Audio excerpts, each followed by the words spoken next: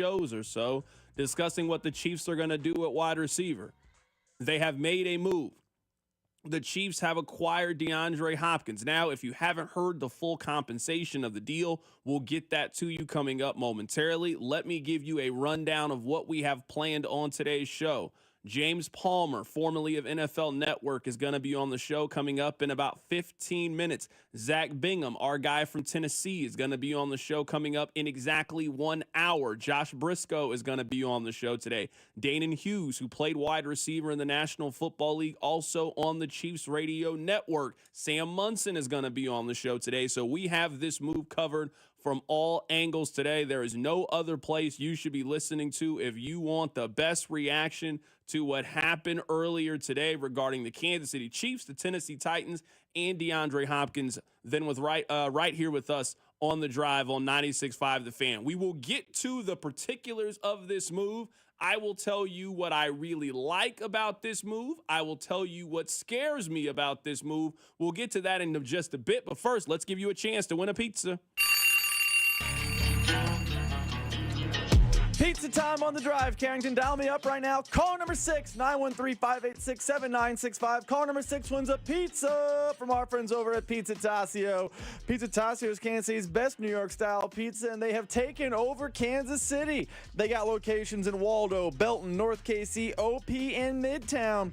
Pizza Tassio also has a killer selection of craft and local beers, plus unique wines. So whether it's slices or whole pies, be sure to visit them now at pizzatassio.com. That's pizzatassio.com. All right, I need you guys to do me a couple of favors. Number one, I need you listening to The Drive each day right here at 2 o'clock. Number two, I need you to tell one friend. I don't need you to tell two friends that if you want reaction to DeAndre Hopkins being the newest member of the Chiefs, and you also want some of the best pizza in town, the best place to do that is with us right here on 96.5 The Fan. All right. Over the course of the next 4 hours, you are going to hear a lot of my thoughts. You're going to hear a lot of Rob's thoughts. We're also going to take your phone calls and get your reaction to this move. Let me give you my initial reaction to this trade. If I had to give it a grade, I would give this trade a B+. I think there are two different sides of this move. If you were talking about the acquisition of the player, I would give that portion of this trade an A. The Chiefs clearly had a checklist of what they wanted to do and what they were willing to spend. I don't believe the Chiefs were willing to spend a top 100 pick to go get a wide receiver. That scratches Deontay Johnson off the list. That scratches Amari Cooper off of the list. So if you were going into the trade deadline with a clear budget of what you are willing to spend and what you are not willing to spend, we need to improve at the position, but we also don't want to spend a top 100 pick. Who is out there? Who can help us? Who fills a void that we currently have on the roster? I think they 100% accomplished that with this move of DeAndre Hopkins. You were talking about a big, physical, reliable wide receiver with his hands, a guy who is going to run correct routes, a guy who is going to be dependable, a contested catch guy.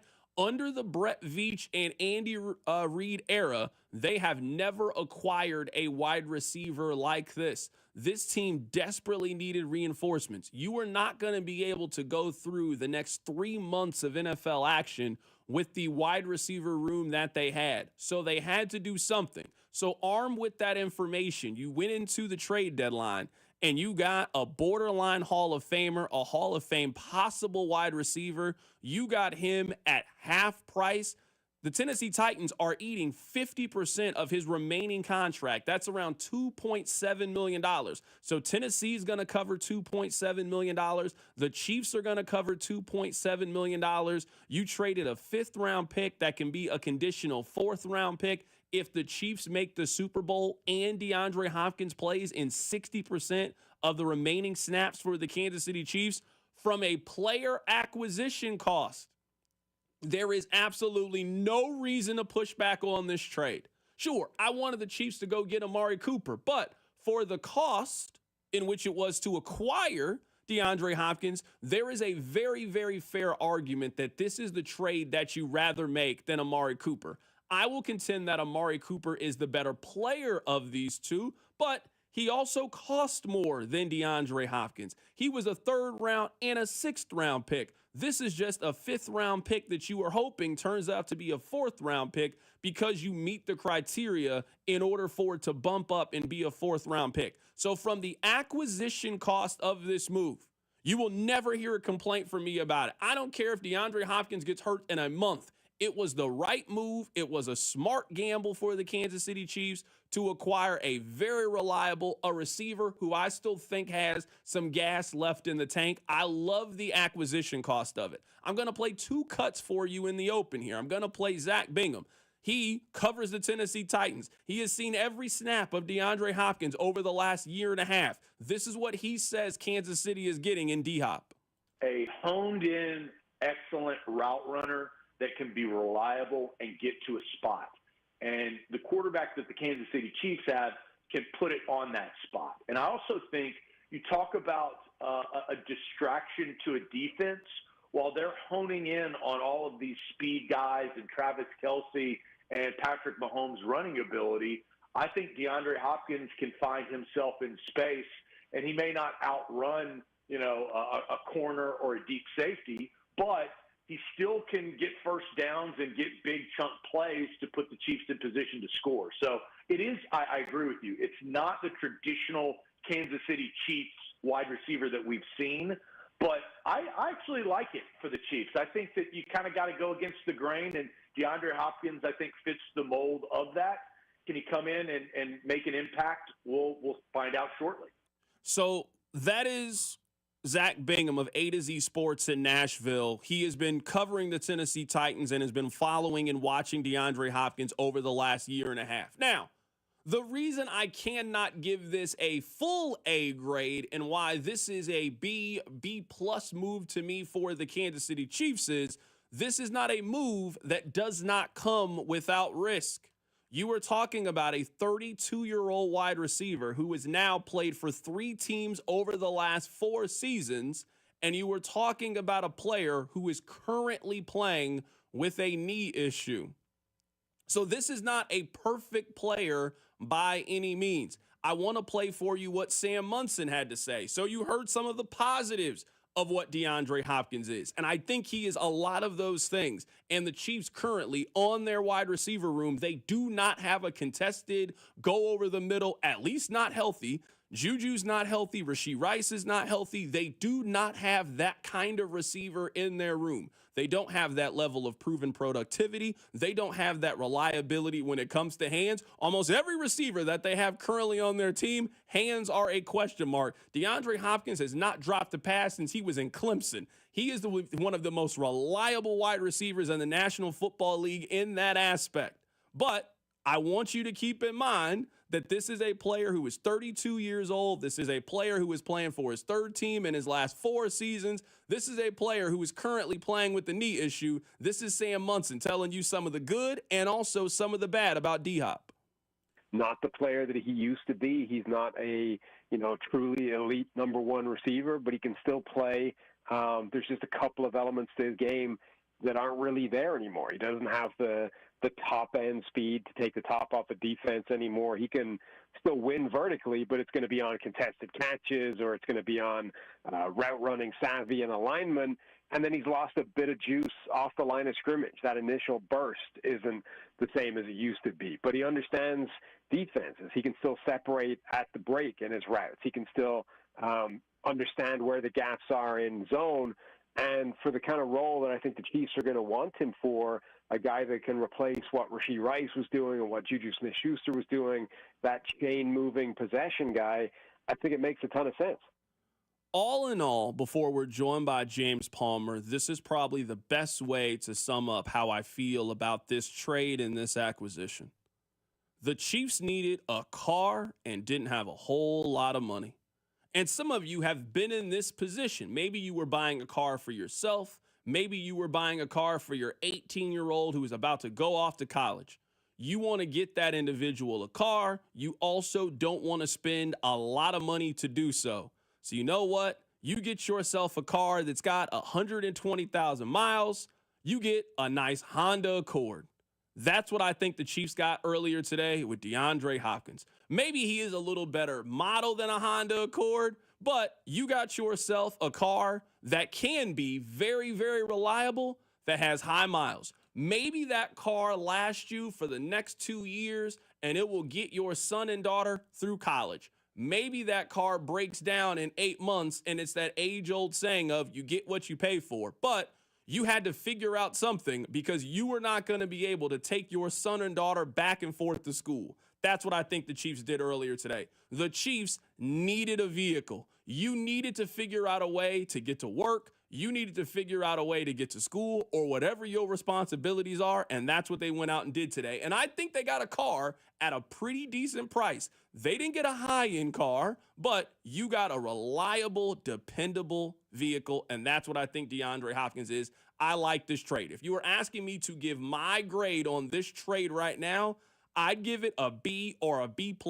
I'd give it an 87 to 89% trade. I like this move. I think there are a lot of reasons to love this move, but this is not a move without warts or without flaws, but that's what the trade deadline is. There is a reason why DeAndre Hopkins is available. There is a reason why a team was willing to eat half of his contract and take a 5th-round pick to get him off the roster. But if you were Kansas City, you needed a wide receiver by any means necessary, and you got one who was going to come into Kansas City very, very motivated. For the first time in probably his career, he has a chance to play in meaningful, important games. And we can talk more about this. If the Chiefs win the Super Bowl, DeAndre Hopkins is going to the Pro Football Hall of Fame, and that has to be a motivating factor for someone who has never really been in a great quarterback situation. You now enter in the best quarterback situation in the National Football League. Coming up on the other side, we'll be joined by James Palmer, formerly of NFL Network. We'll get his thoughts on the Chiefs making a trade today to acquire DeAndre Hopkins. Keep it right here. It's The Drive. The Drive with Carrington Harrison on your new home for K-State Athletics. 96.5 The Fan. Brought to you by DM Injury Law. Have you or a loved one been in a car wreck? Contact DM Injury Law today and get the money you deserve. Car wreck? Remember, Mike's got this.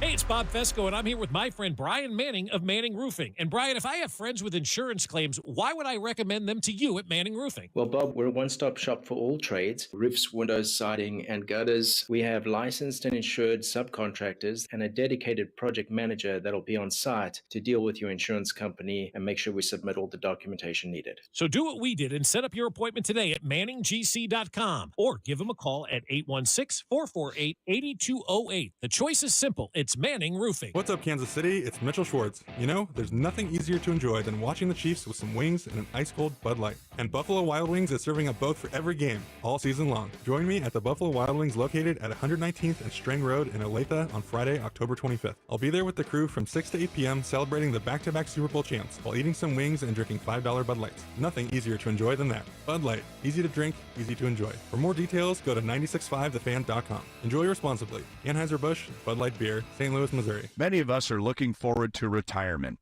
But when it's time to tap into your savings, do you know how long your money will last? Make a game plan for your retirement income distribution from UMB Private Wealth. They'll create a custom strategy for you to help make your hard-earned retirement savings last. Just go to umb.com/privatewealth to schedule your personal appointment.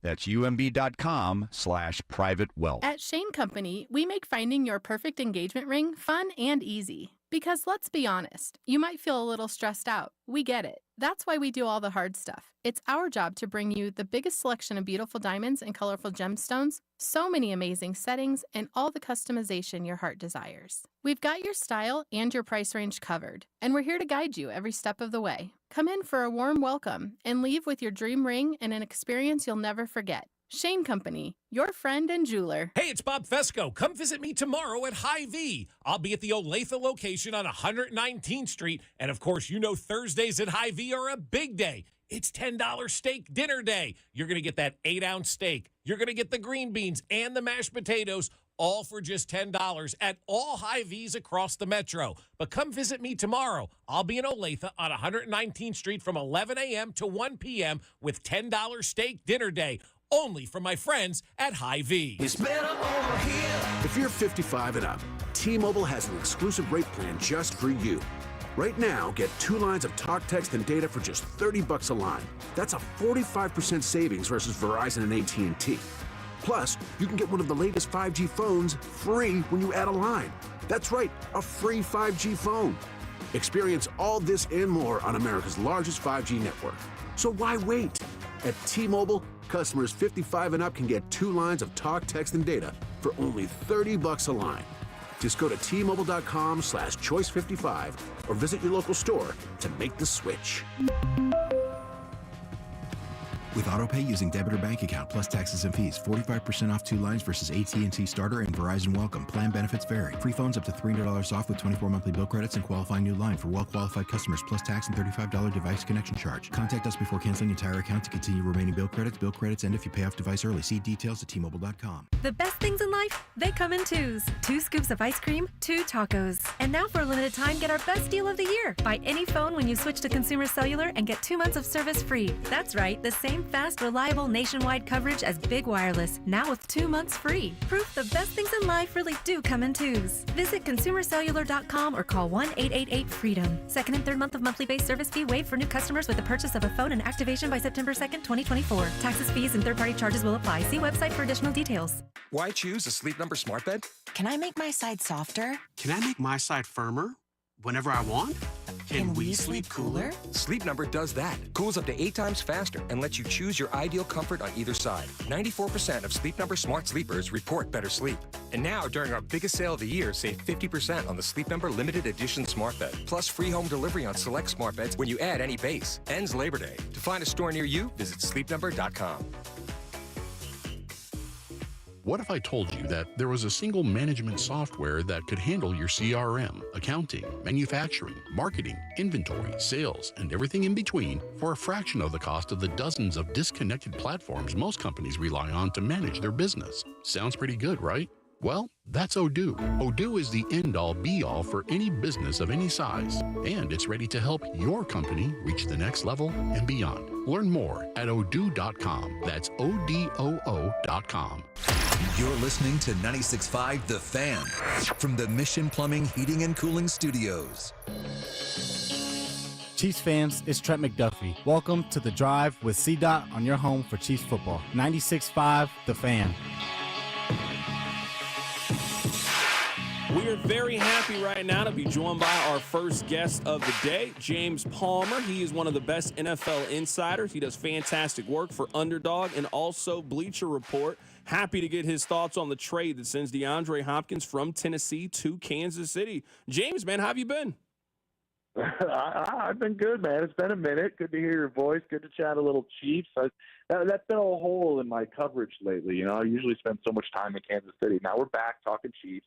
So let's get after it. Let's do it. Absolutely, man. Let's start with this. You certainly know a lot of the behind the scenes. How did this deal come together between Kansas City and Tennessee?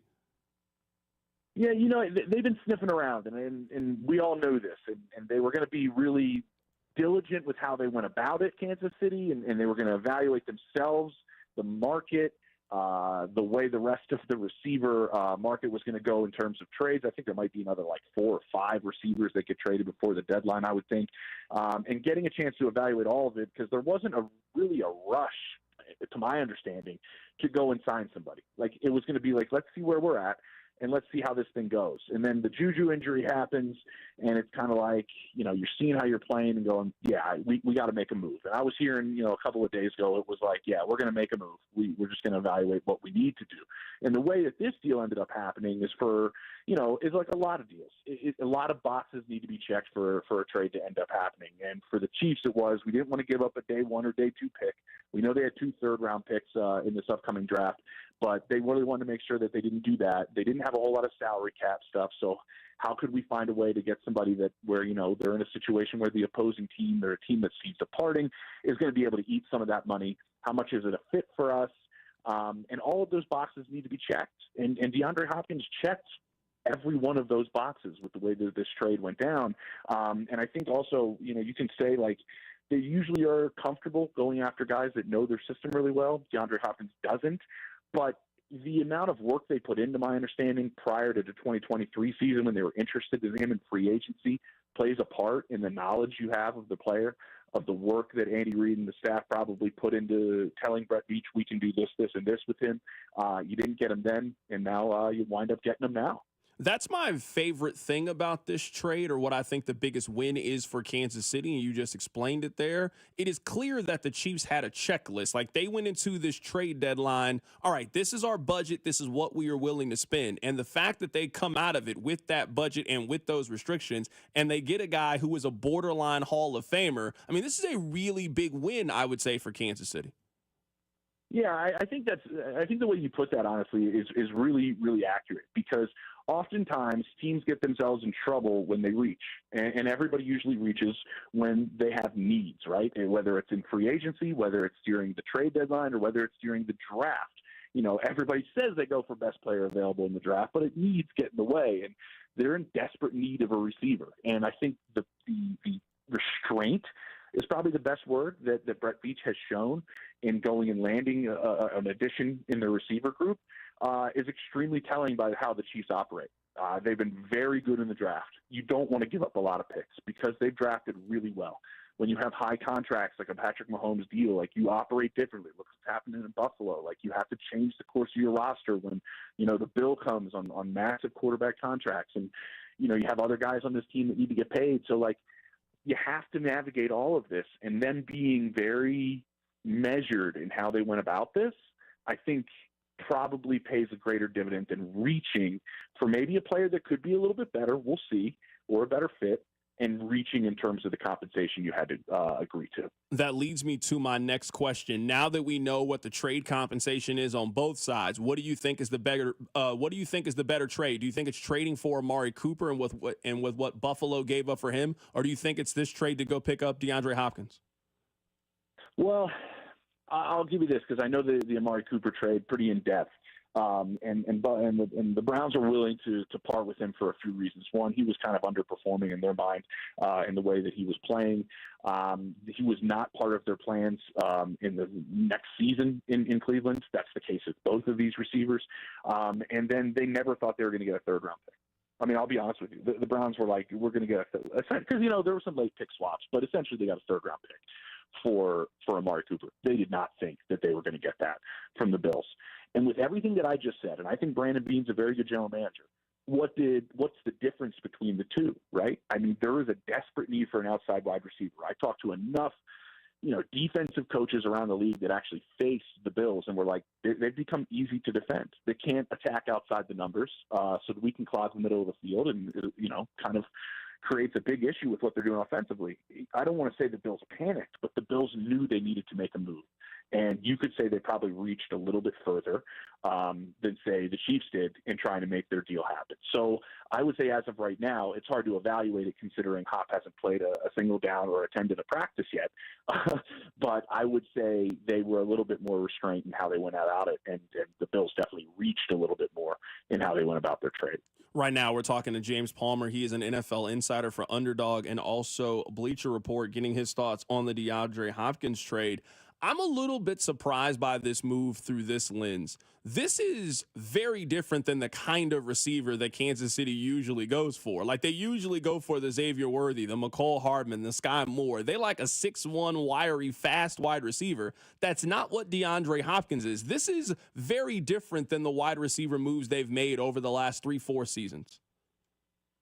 Yeah, but I would also counter that with this kind of the style of play Hop plays. And listen, I've known this guy for a long time. I did his first interview with him when he arrived in Houston after he got drafted 27th overall. And I've known him during his time in Houston and up until now. But his style of play, to my understanding, there are people in the Chiefs building that think it fits Patrick Mahomes very well. It is a really sort of a feel style of play. I don't want to make a comparison to the way Travis Kelce plays, but it is similar in that sense of having a lot of feel in your game, a lot of feel in your routes, a lot of feel for space. Now, I think those are the guys that Patrick actually does thrive with. If you're gonna ask me the style of player that he usually thrives with, I think it's guys that know how to create space, find space, and specifically in the red zone. I think that's where Hop is probably going to thrive for them.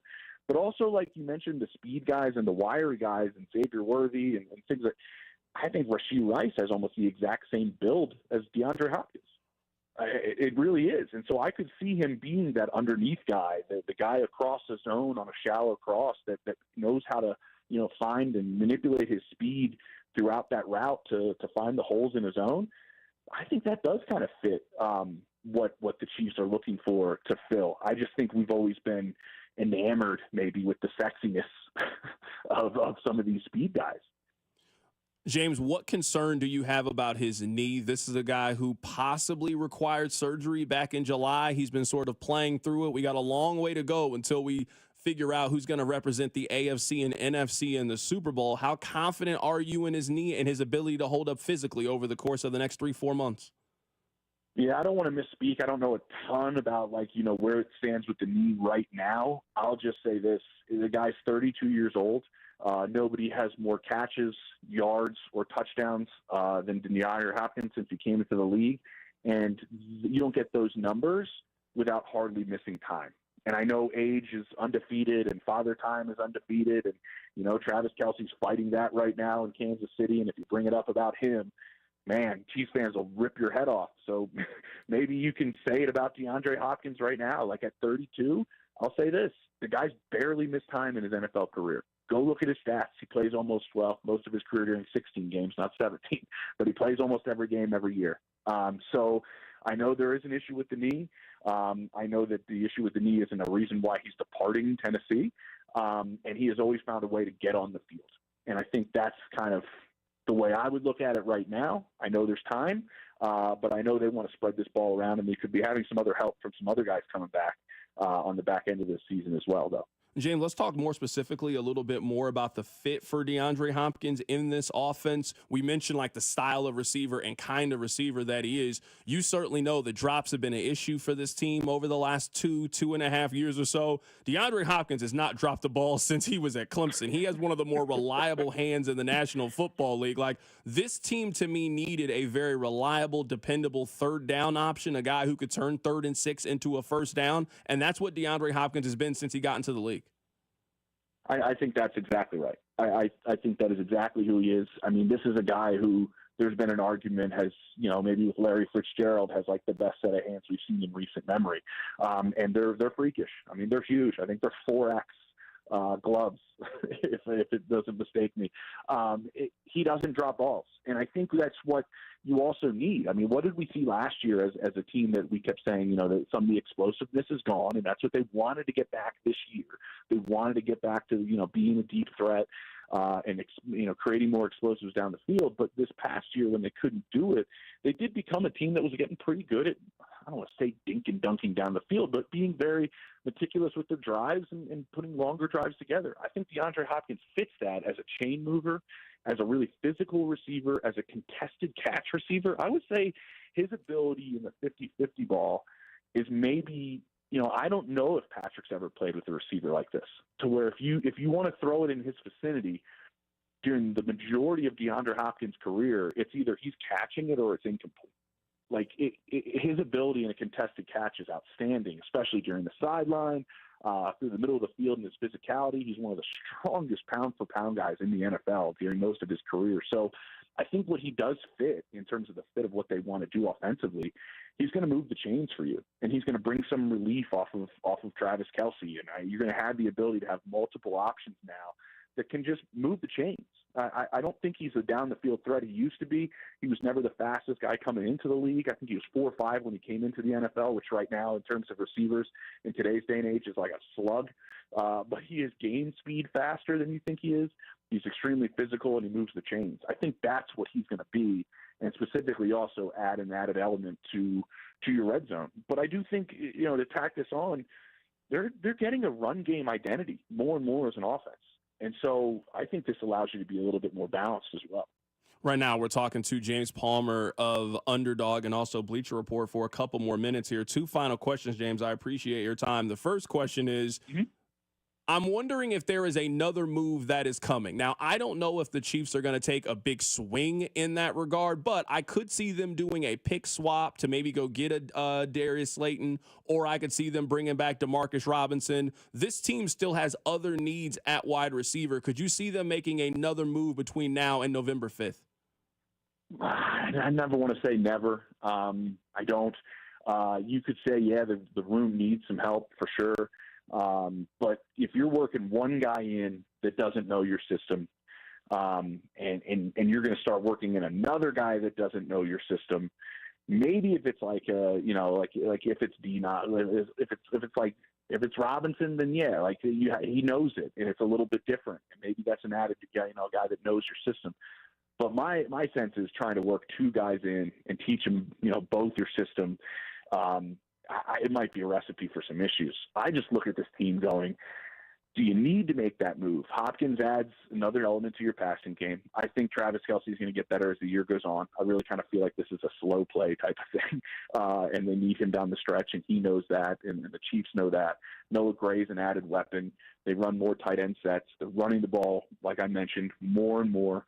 There's an opportunity, to my understanding, to have Marquise Hollywood Brown back for the postseason. And you also want to continue to try to grow Xavier Worthy like you did in Rashee Rice's rookie year a season ago. So I don't know if it's a need. If the price is right and the fit is right, like we started this conversation, possibly. But I don't know if it's actually a direct need to go out and get another guy now after you've gotten DeAndre Hopkins. James, if you had to give a letter grade for this, what would you give? I'm currently at a B+. I think this is a really good move for a lot of reasons, but I also want to keep in mind that they are trading for a player who has played for 3 teams over the last 4 seasons and currently has a knee issue. But for what the Chiefs need at this point and the acquisition cost, I don't find a whole lot of negatives with the move. I would give it a pretty high grade. Where are you now on this trade? Yeah, I'd probably be right about there with you. I mean, they also had, Tennessee to be able to eat, I think, almost $3 million of what he has remaining, which I think is like $9 million or something, because they didn't have a whole lot of flexibility in terms of financials, which also plays into a part if you want to add another receiver financially. You're going to have to figure that out as well. But yeah, I think it's about there. I think you didn't mortgage the future as well on a rental because he signed a 2-year deal a year ago. So he's a free agent after this season. Oftentimes you don't want to, I don't know if I see this like you're re-signing DeAndre Hopkins back, you know what I mean, after this year. So oftentimes when it's that situation, you don't want to give up a whole lot of draft capital. So yeah, I would say it's right in that range. And I still think like this team has enough ways to win. Do you think you need a Pro Bowl, which he has been many years, performance from DeAndre Hopkins this season to get back to the Super Bowl? I don't know if they do. And I think that's why they were smart with how they went about this, because this team has a lot of other ways they can still win. He doesn't need to be like coming in, option number 1 every single week moving forward. That is James Palmer joining us on the show today. He does fantastic work with Underdog, also with Bleacher Report. He's one of our favorite reporters and friend of the show. James, great stuff today, man. Appreciate the insight and the thoughts, man. Happy you could hop on with us today. For sure. It's been a minute. Hit me up again. Absolutely.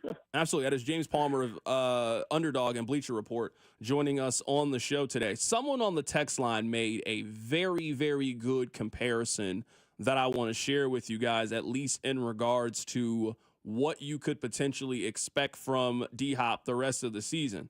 I would absolutely sign up for this. Text line 913-586-7965. C-Dot, I just hope he can be Odell with the Los Angeles Rams. If that's the version of DeAndre Hopkins that you get, absolutely.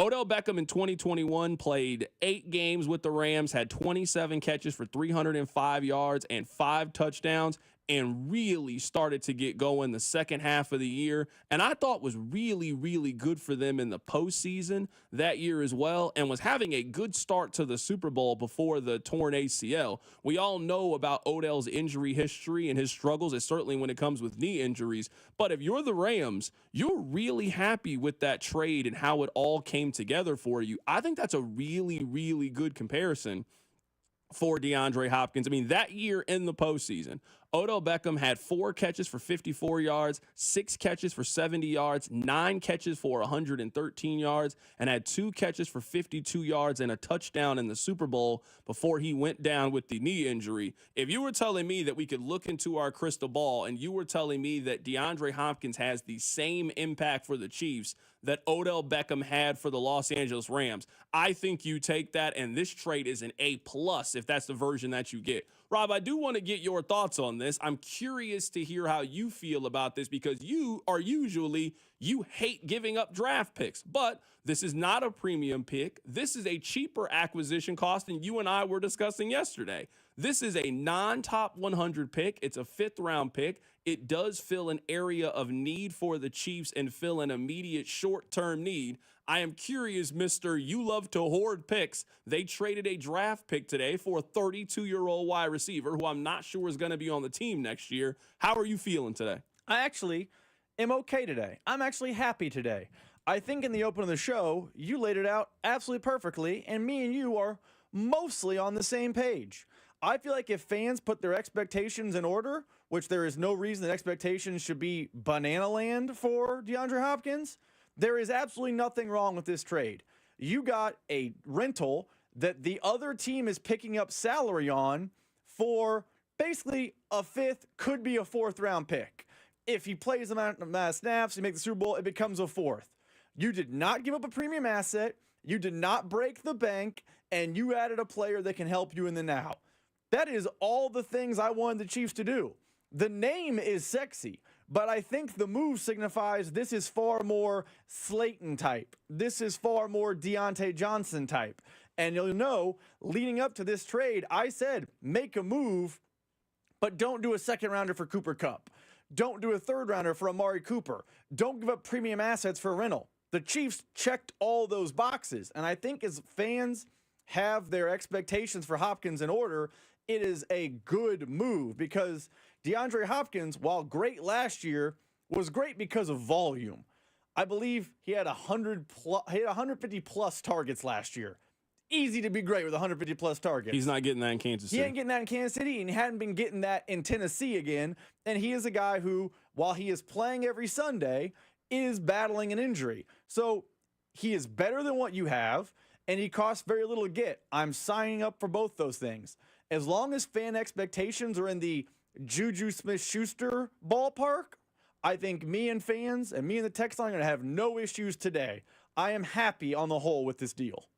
Text line 913-586-7965. We're going to have a little time here coming up in just a bit. If you guys want to call in and give us your thoughts on DeAndre Hopkins, you certainly can do so. 913-586-7965. The best thing that I can say about DeAndre Hopkins, at least in regard to the Chiefs, is that he is reliable and dependable. And I don't know if I would use that term to describe any other wide receiver that they have. That is not what McCole Hardman is. That is not what Xavier Worthy is. That is not what Justin Watson is. You were talking about a guy who on a 3rd and 6, 3rd and 7, you were going to trust to run a crisp route. You were going to trust to make a very difficult catch to move the chains. And they just don't have a lot of guys like that currently in the fold. So in terms of the acquisition cost, I really don't find a lot of ways that you can poke holes in this move. We are talking about a pick that's outside the top 100, a pick that's outside the top 125.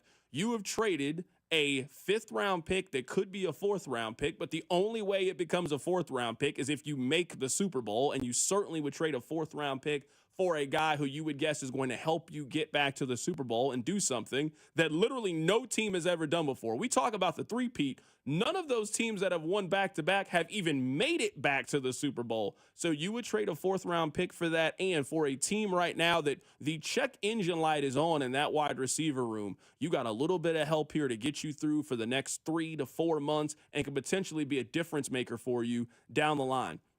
Coming up at the top of the hour, we're going to head to Nashville and get Zack Bingham thoughts. We can also take your phone calls here, 913-586-7965. There is one thing that I hope that we can officially put to rest regarding this trade. I'll tell you what it is. Keep it right here. It's The Drive. The Drive with Carrington Harrison. This man was a bona fide scrub. On 96.5 The Fan, brought to you by DM Injury Law. Have you or a loved one been in a car wreck? Contact DM Injury Law today and get the money you deserve. Car wreck? Remember, Mike's got this. 'Tis the season of giving from the Kansas Lottery. So instead of one gift, give 2 or 3. With holiday instant tickets from $1 to $20, don't sweat last-minute gifts because you will have plenty. Forget about Santa and his super fast sleigh when the folks on your list can win up to $100K. Give Kansas Lottery holiday instant tickets this season. They're festive as heck and the winnings are pleasing. See kslottery.com for all the details. Sorry, this holiday story has gone off the rails. Hey, it's Cody and Gold, and for those of you who've been listening to the show for a while, you know all about our friends over at Centric and how you can find a brand new career in as little as 4 months. But did you also know that you can work with your current schedule with some of their flex options for learning online or in person? Maybe you're just getting out of high school and want to start that career now and that career path now, or you're looking for that change with better advancement, better pay. Centric can do those things for you. They have plenty of funding options like the GI Bill. You just got to go talk to our friend Russ at Centric.com. That's CENTRIQ.com. Here we are, smack dab in the political season. A time to take pause and scrutinize the integrity of the spoken word. Well, here's a Lennox offer that needs no scrutiny at all. Midwest Heating, Cooling, and Plumbing now offers up to $1,200 in rebates on qualifying Lennox home comfort systems and up to 60 months 0% financing with approved credit. That's up to $1,200 back and 0% interest just to make life easier. Airman here to remind you that Midwest was founded in 1962 on a simple premise. Customers actually appreciate being treated with respect. Imagine that. Today, 3 generations later, the same family still owns and operates Midwest, knowing that fads come and go, but integrity never goes out of style. If you are considering a new Lennox system or need service, go to MidwestHeating.com or dial 943-8787. Trust your air to the best, Midwest. Midwest Heating, Cooling, and Plumbing. Hey, it's Rex here with RexBuysKC.com, your local KC home buyer. If you own a property in the Kansas City or surrounding area and want to sell it fast and at a fair price, write this number down, 816-330-6000. I'm a private real estate investor, not some hedge fund or large national chain. My family and I live right here in KC. I can pay cash and close on your timeline, even in as little as 3 days. Here at RexBuysKC.com, we're improving Kansas City one house at a time.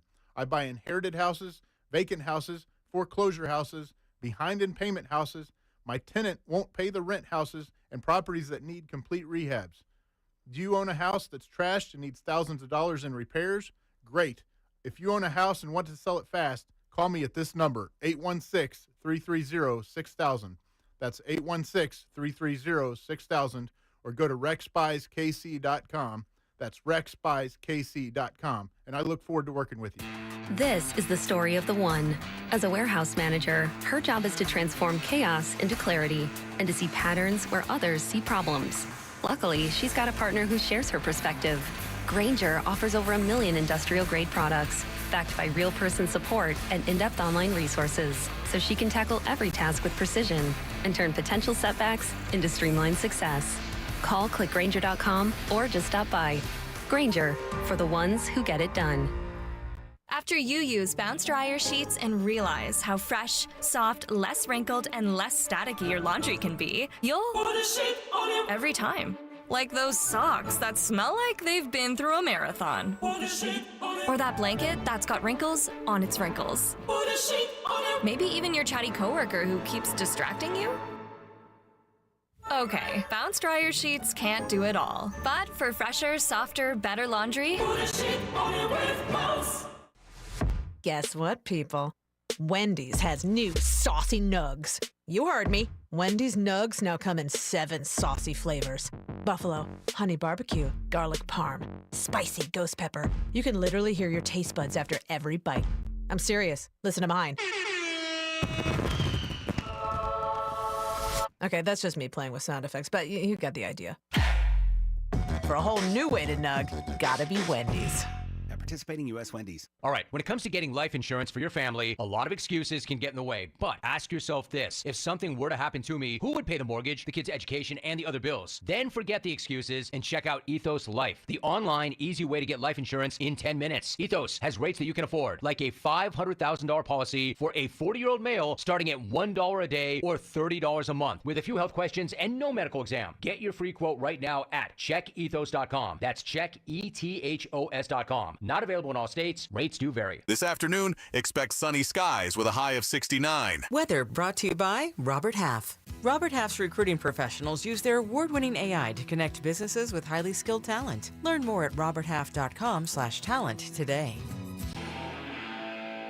Chiefs fans, it's Justin Reed. Welcome to The Drive with C-Dot on your home of Chiefs football. 96.5 The Fan. Coming up in about 15 minutes, we're going to be joined by Zack Bingham of A to Z Sports in Nashville. We'll get the Titans' perspective on the trade with DeAndre Hopkins. We don't have to spend too much time on this point, but I would like to give you guys my thoughts on it. Now, I hope and I pray to the football gods above us that this is a conversation that we never, ever have again. I never want to hear any of you say that teams in the National Football League don't want to trade with the Kansas City Chiefs. It's just not true. A couple of years ago, the Chiefs lost in the Super Bowl. Pretty embarrassing fashion, I would say. The Chiefs needed a left tackle. They got their left tackle from the Baltimore Ravens, of all teams, a team that is in the AFC. Earlier this year, it was clear that the Chiefs were targeting a wide receiver in the first round of the NFL draft. Where did the wide receiver come from? He came from Buffalo. We are getting close to the NFL trade deadline. You would think that teams, if Kansas City is calling, because I don't think that Tennessee is the team that called, I think the Chiefs are the one that started to put some feelers out there. We are interested in a wide receiver, and they just acquired DeAndre Hopkins. The Titans are paying half of his contract, and they got him for a 5th-round pick. I don't ever, and I mean ever want to hear you guys tell me again that other teams don't want to trade with the Chiefs. Sure. Are there examples? Yes. I could go work at a different radio station. I couldn't go work at 810. That's normal business. So, yes, the Raiders didn't want to trade DeAndre Hopkins to Kansas City, a team in their division that they still have to play 2 more times the rest of the season. Yes, Pittsburgh didn't want to trade a young wide receiver to another team in the AFC. Again, these are standard business practices, but there is no overarching, we're not going to trade fill-in-the-blank player to Kansas City. Anytime over the last 5 years when the Chiefs have needed something, they've went out and got it from a team in the AFC. If there is any team that would say, we are never doing business with the Chiefs, it should be Buffalo. That's the team that eliminated Kansas City. They made a trade with the Chiefs. These teams are not worried about that stuff. These teams are in the business of what do we think is in the best interest of our team.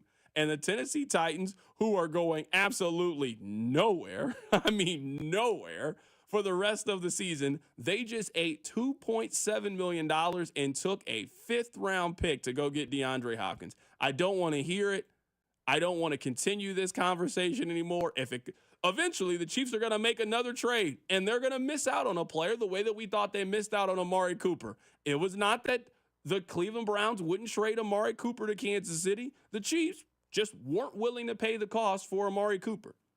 We can debate on whether or not you think Cooper is the better of the 2 players. I think that Cooper is the better of the 2 players. But if the argument is, well, would you rather make this trade at this cost because Amari Cooper went for more than what DeAndre Hopkins went for, or you can go get D-Hop at 30% less cost, which one of those moves would you actually make? I think you can make a pretty strong argument that this is a better trade than the Amari Cooper trade, given the player that you just got back in return and given the compensation up. So the Chiefs did not want Amari Cooper. They did want DeAndre Hopkins. Here's the latest from Ian Rappaport.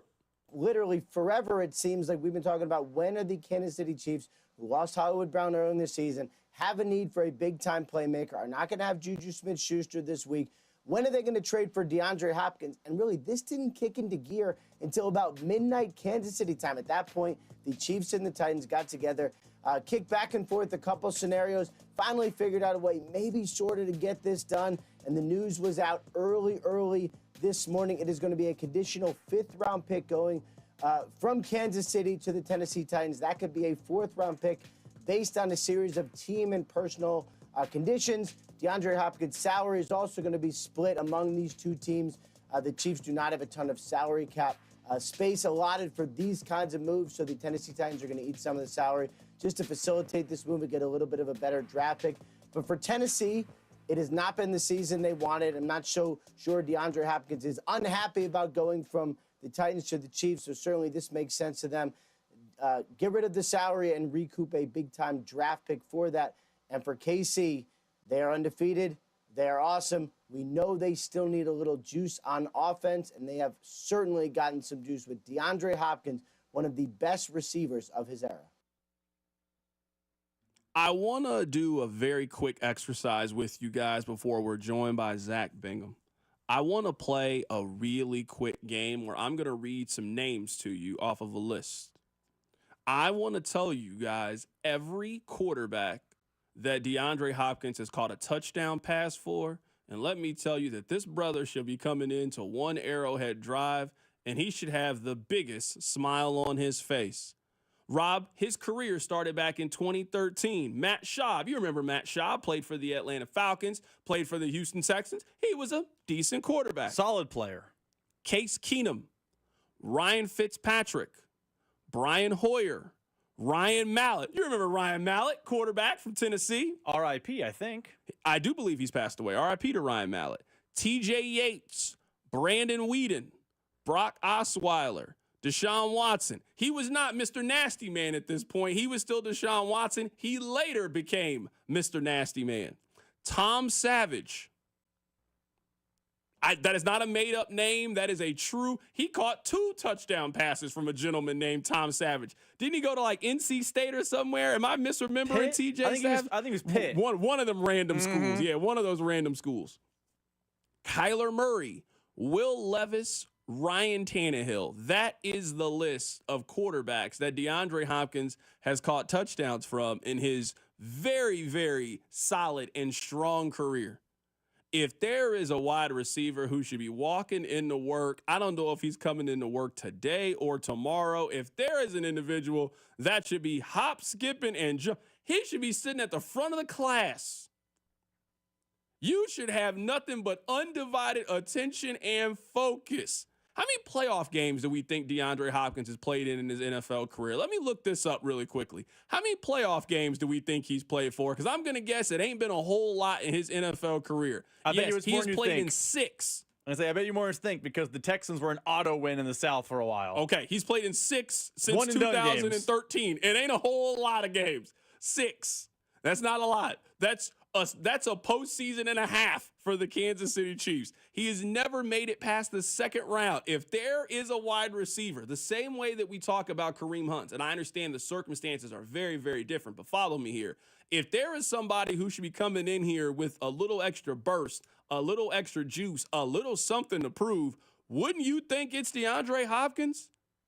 You've never had a filet mignon. You've never had a ribeye steak before.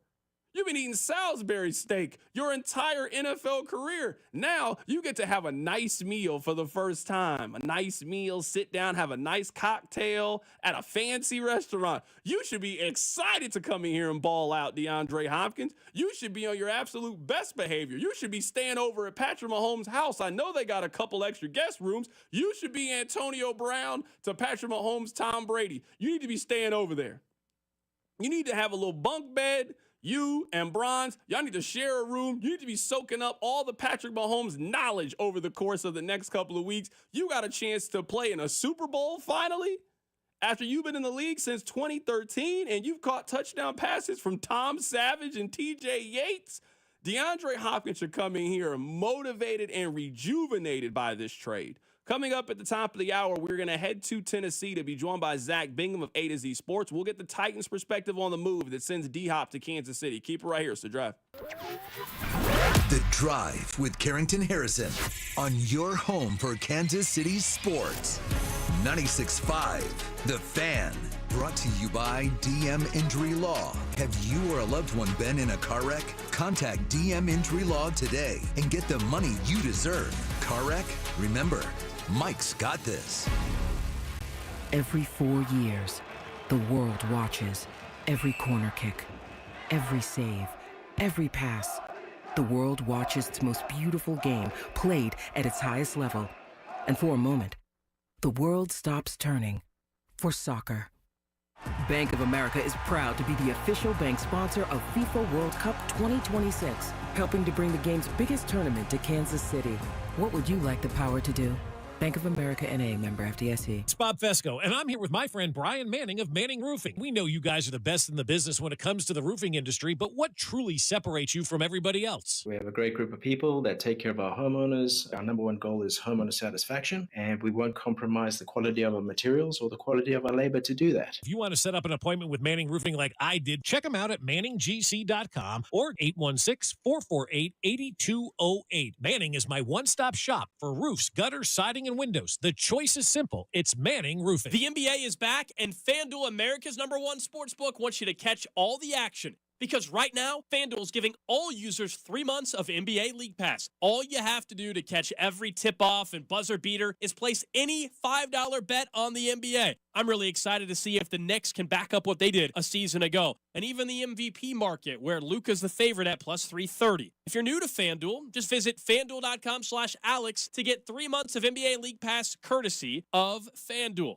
Make every moment more with FanDuel, the official sportsbook partner of the NBA and 96.5 The Fan. 21 and present in Kansas. After a 3-month free trial, the full price of League Pass will automatically be charged monthly. Cancel anytime. No refunds. Terms, restrictions, and embargoes apply. Limit 1 pass per customer. See terms at sportsbook.fanduel.com. FanDuel is offering an online sports wagering in Kansas under an agreement with Kansas Star Casino, LLC. Gambling problem? Getting help is your best bet. Call 1-800-522-4700 or visit ksgamblinghelp.com. Something big is happening at Hy-Vee. We've just lowered thousands and thousands of prices on thousands and thousands of items in every aisle and in every department. Online, too. And on many of your favorite products, we've even matched prices with some of the biggest discount stores in the country. Because we get it, times are still tough. So we'll continue to work hard to bring you new lower prices on thousands of items. Things are looking different at Hy-Vee. Come see for yourself. Thanksgiving's my favorite holiday. This year, I get to host, and Hy-Vee's going to make it convenient for me. They have made fresh, ready to heat and serve favorites like succulent turkey, honey glazed spiral ham, prime rib, savory side dishes, and dessert. Hy-Vee's Taste of the Holidays event is coming up Saturday, November 2nd from 11 a.m. to 2 p.m. You can sample all of the amazing ready-to-serve meal pack options or just get a little holiday inspiration. This holiday season, let Hy-Vee do the cooking while you take the credit. Only at Hy-Vee. Paid for client portrayal and endorsement. The choice of a lawyer is an important decision and should not be based solely upon advertisement. Past results afford no guarantee of future results, and every case is different and must be judged on its own merits. After my car wreck, there was a lot I didn't know. I do know. My team knows injury law. We can help you understand all of your legal rights so that you don't get cheated. DM Law knew what to do and got me $350,000 for my car wreck. If you've been hurt in a car wreck, call me. I've got this. 816-888-7500. Mike's got this. Tune in this week to Kickoff with Boomer and Valenti, where they break down all the headlines in the NFL, presented by T-Mobile. Head to T-Mobile.com and get a great deal on the iPhone 16 Pro. It's Wrangler season out there. Warmer days, cooler nights. Open roads, endless horizons. And you need to be ready in jeans made for the unpredictable. Wrangler, for the ride of life. Shop our newest styles today at Wrangler.com. Our Labor Day savings start now at Lowe's. Right now, buy one, get one free on Valspar Reserve or HGTV Home by Sherwin-Williams Infinity or Showcase Interior Paint via Lowe's gift card rebate. Whether you're painting one accent wall or want to freshen up a whole room, we've got you covered. Because Lowe's knows savings. Lowe's knows home improvement. More terms and restrictions apply. See Lowe's.com/rebates for details. Valid through 9/4. Save on O'Reilly Brake Parts Cleaner. Get 2 cans of O'Reilly Brake Parts Cleaner for just $8. Valid in-store only at O'Reilly Auto Parts. O'Reilly Auto Parts. Chiefs coverage brought to you by Andy's Frozen Custard. Visit eatandys.com to find the location nearest you. Top your day with a smile. Let me tell you about my good friend Andy from Andy's Frozen Custard. He's from Kansas City, never misses a game, and serves the world's finest frozen custard. Tailgate with a pick six, or grab a freshly made custom treat before or after a game. And tell him Mitch and Andy sent you. You're listening to the all-new 96.5 The Fan, your new home for Chiefs football. KFNZ FM and AM, HD1 and HD2 Kansas City, an Odyssey sports station.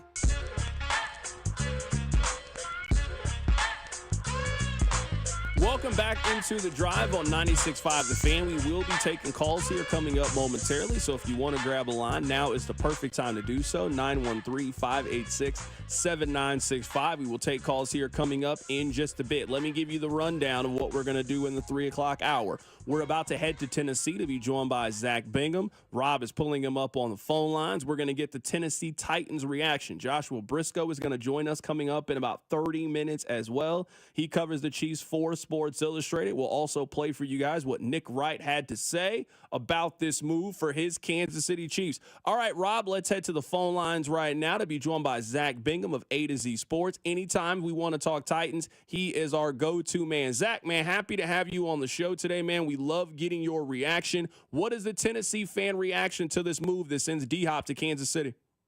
Well, I think Titans fans knew that this could come about. I mean, we talked a week ago about DeAndre Hopkins on this radio show and the possibility of him being traded to Kansas City and what that would yield. The Titans are 1-5. Their starting quarterback, supposedly, and Will Levis, has an AC joint injury.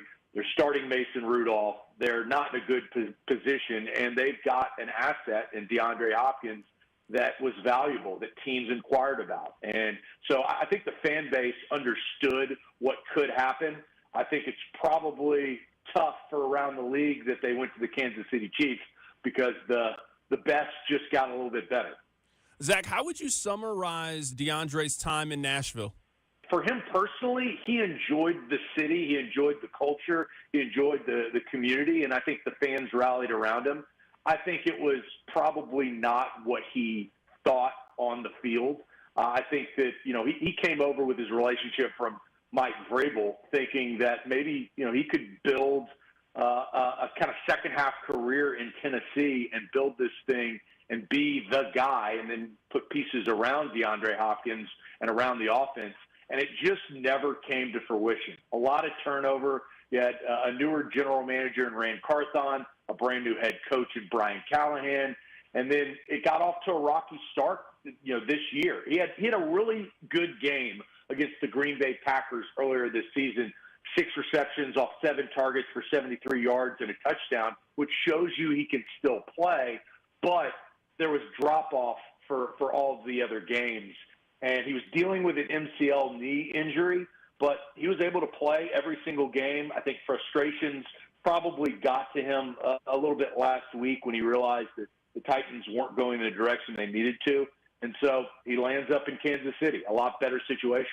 Zack, what kind of player is Kansas City getting in DeAndre Hopkins? Because I'm looking at this through both ends of the spectrum. In terms of the acquisition, I don't know how you can be mad about what the Chiefs gave up to acquire this player. But we are talking about a player who is now playing for 3 teams in 4 seasons. You mentioned the knee injury, and he's 32 years old.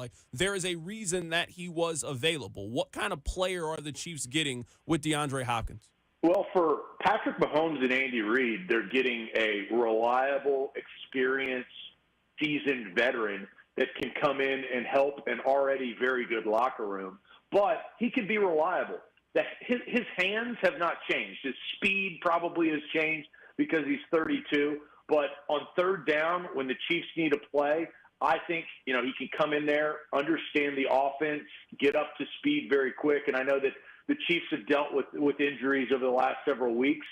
This allows to bridge a gap between that and build rapport with Mahomes. I think that they're getting a strategic play. They didn't have to give up that third rounder that we talked about last week that yielded in the Snead deal. It ended up being a fifth, maybe a fourth. So, I mean, I think it's a win for the Kansas City Chiefs, and I think Patrick Mahomes and Andy Reid will be pleased with the player that they got. How much gas do you think is left in the DeAndre Hopkins tank? At least the rest of the season, I'll tell you that. I mean, I think even with the MCL injury that we knew before the season started, I don't feel like that completely hindered him on the field, even in the action that we've seen. But beyond this season, I think it's the scope of DeAndre Hopkins and his mindset. He's a unique guy, and I don't know where he'll want to eventually end up or how long he'll want to play. But I do know that he has enough for this season, especially on a team like the Kansas City Chiefs that are going for a Super Bowl championship that DeAndre Hopkins has really never gotten close to. So I think all I can speak on Hop is at least this season, but I know he loves football, and there may be a future beyond. I am very interested in this move from this perspective. When you think about the kind of receiver that Kansas City likes, I mean, they draft a pretty particular style of wide receiver. They got McCole Hardman. They got Xavier Worthy. They got Sky Moore. They haven't really had a wide receiver of this pedigree, a little bit bigger, a contested catch guy, somewhat a go-get-it kind of guy. I am very intrigued to see what the fit looks like in Kansas City's offense. Yeah, well, they got a honed-in, excellent route runner that can be reliable and get to a spot. And the quarterback that the Kansas City Chiefs have can put it on that spot. And I also think you talk about a distraction to a defense while they're honing in on all of these speed guys and Travis Kelce and Patrick Mahomes' running ability. I think DeAndre Hopkins can find himself in space, and he may not outrun, a corner or a deep safety, but he still can get first downs and get big chunk plays to put the Chiefs in position to score. So it is, I agree with you, it's not the traditional Kansas City Chiefs wide receiver that we've seen, but I actually like it for the Chiefs. I think that you kind of got to go against the grain, and DeAndre Hopkins, I think, fits the mold of that. Can he come in and make an impact? We'll find out shortly. If I had to give this trade a letter grade, I'd probably be in that B to B plus range. I think from a compensation perspective, it is an A move for Kansas City. I do have my questions about the health and the viability, some of the things that we mentioned, but I think this is a very favorable trade for Kansas City. And if you're Tennessee, you get some kind of asset for a player in a year in which you're not really going somewhere. This is a trade that makes a lot of sense for all three parties, the Chiefs, the Titans, and obviously DeAndre Hopkins. Yeah, and that's why they did it, right? The Chiefs, there was rumors swirling that, they were interested in Cooper Kupp with the price tag. The Titans were willing to play ball because they're 1-5. The Titans are not competing at the same clip that, the Ravens and the Chiefs are, right, for this season. So I think it worked out for both teams. I agree with your assessment when it comes to the letter grade. I think it's in that B range. And, it works out for the Titans in the sense of they're loading up on draft picks to probably expect them to trade up at some point in this next year's draft. And Kansas City, is going for a three-peat. And you have to put the pieces in place to do something that, is historic. So I think both sides win. And I kind of started at the beginning of this conversation, I do think it upsets the rest of the league because Kansas City is who everybody is chasing, and they just got a little bit better, and Tennessee helped that. That is our guy, Zack Bingham, joining us on the show. He's with A to Z Sports, covering the Tennessee Titans. Happy to get his perspective on this trade. What he just said there at the end and how he described DeAndre Hopkins is exactly what they need right now. They need reliable. And what they don't have in that wide receiver room is reliable. Like if I asked you right now, who is their most reliable wide receiver? If the answer is Justin Watson, who has been, for the most part, a non-factor in this offense through the first 6 weeks, you need a little bit more. So you go out, you get somebody who is a great contested catch player. You get somebody who's got fantastic hands, somebody who can do a lot of the same underneath stuff that you lost with Rashee Rice. This trade makes a lot of sense for a lot of different reasons. Let's head to the phone lines right now, 913-586-7965. Let's go to Garrett. He is out of Olathe. Hey, Garrett, how you doing today, my man? Good. How are you? Doing good, man. Look, DeAndre Hopkins was a great wide receiver with the Texans. Obviously, it hasn't turned out in Tennessee because his quarterback play has not been that good. But I think it's going to be a good addition for the Kansas City Chiefs. I expect him to have he's at 200 yards right now. I expect him to have at least probably 600, 700 more yards by the end of the season. And we're probably going to go to him the most in the red zone because he's really good at contested catches, and also I think that it'll be more dangerous because I heard the rumor that Hollywood Brown could be returning in December. So if you have Worthy, Hopkins, Hollywood Brown, Kareem Hunt, Pacheco, that's pretty good. And I only see two people that are really going to challenge the Chiefs for the Super Bowl, and that's the Lions and the Ravens, because Derrick Henry has really turned it up this week one, and the Lions, their offense is just about as good as anybody in the league. So I expect DeAndre Hopkins to be wide receiver 1 until the playoffs. And then when the playoffs come, if Hollywood Brown returns, I expect him to be wide receiver 1. And then also I just think that this puts the Chiefs as the Super Bowl favorites. But I only see two people contending for the Super Bowl besides the Kansas City Chiefs. Garrett, I appreciate the phone call, man. I do think if the Chiefs make another move between now and the deadline, it will give us a very clear picture on if they think that Hollywood is coming back or not. If they are fine with just DeAndre Hopkins, that would be an indication to me that they believe they are getting him back. If you were telling me that for their first playoff game against whomever it could possibly be, you got DeAndre Hopkins and you got Hollywood Brown back with the other pieces that you have, all right. You got a pretty decent room there. I don't know if I'm anticipating for Hollywood Brown to come back and be wide receiver number 1. We're talking about a lot of inactivity, and you also haven't played in this system, also haven't played in this scheme, also haven't played football this year. So I think there's going to be a little bit of a curve there to get him in. I think the date to try to get Hollywood Brown back is by Christmas. If you can get him back by Christmas and he gets a chance to play in those final 2 or 3 regular season games, I think you're in a really good spot. I think it's going to be really difficult to get him going if you get him back any later than that. We can continue to take your phone calls, 913-586-7965. Coming up on the other side, I'm going to mention a name that you probably haven't heard in a while, but I thought about it today with DeAndre Hopkins. I'll tell you who. Keep it right here, so drive. The Drive with Carrington Harrison on your new home for Chiefs football. 96.5, The Fan, brought to you by DM Injury Law. Have you or a loved one been in a car wreck? Contact DM Injury Law today and get the money you deserve. Car wreck? Remember, Mike's got this. Hi, this is Toby Tobin along with Jason Goodenkoff from Lewisburg Ford in Lewisburg, Kansas. Hi, Jason. Hello, Toby. Let's talk about the buying experience at Lewisburg Ford. It's the best anywhere. Just ask all our customers, Toby. It is hands down the best experience you can have buying a new car. We have the no-hassle Toby Tobin price that we've had for 35 years now. Nobody else can say that. We've been saving Kansas City thousands and thousands of dollars for a lot of years. I have been buying Ford cars and trucks from Lewisburg Ford for over 30 years, and I know personally this is the best place to buy a Ford car or truck. Great prices, but there's a whole lot more than that. It doesn't just stop at price, Toby. Yeah. There's other factors to this equation, and it's trade-in allowance, financing, and the experience of how knowledgeable the people are that you're dealing with. And we surpass everybody in all those areas. We always have. We always will. That's why calling us is important. Do you have that new pickup? Absolutely. And it's dynamite. Okay. Lewisburg Ford is your best place to buy a Ford car or truck. What's your toll-free number? 816-444-2300. Lewisburg Ford or lewisburgford.com.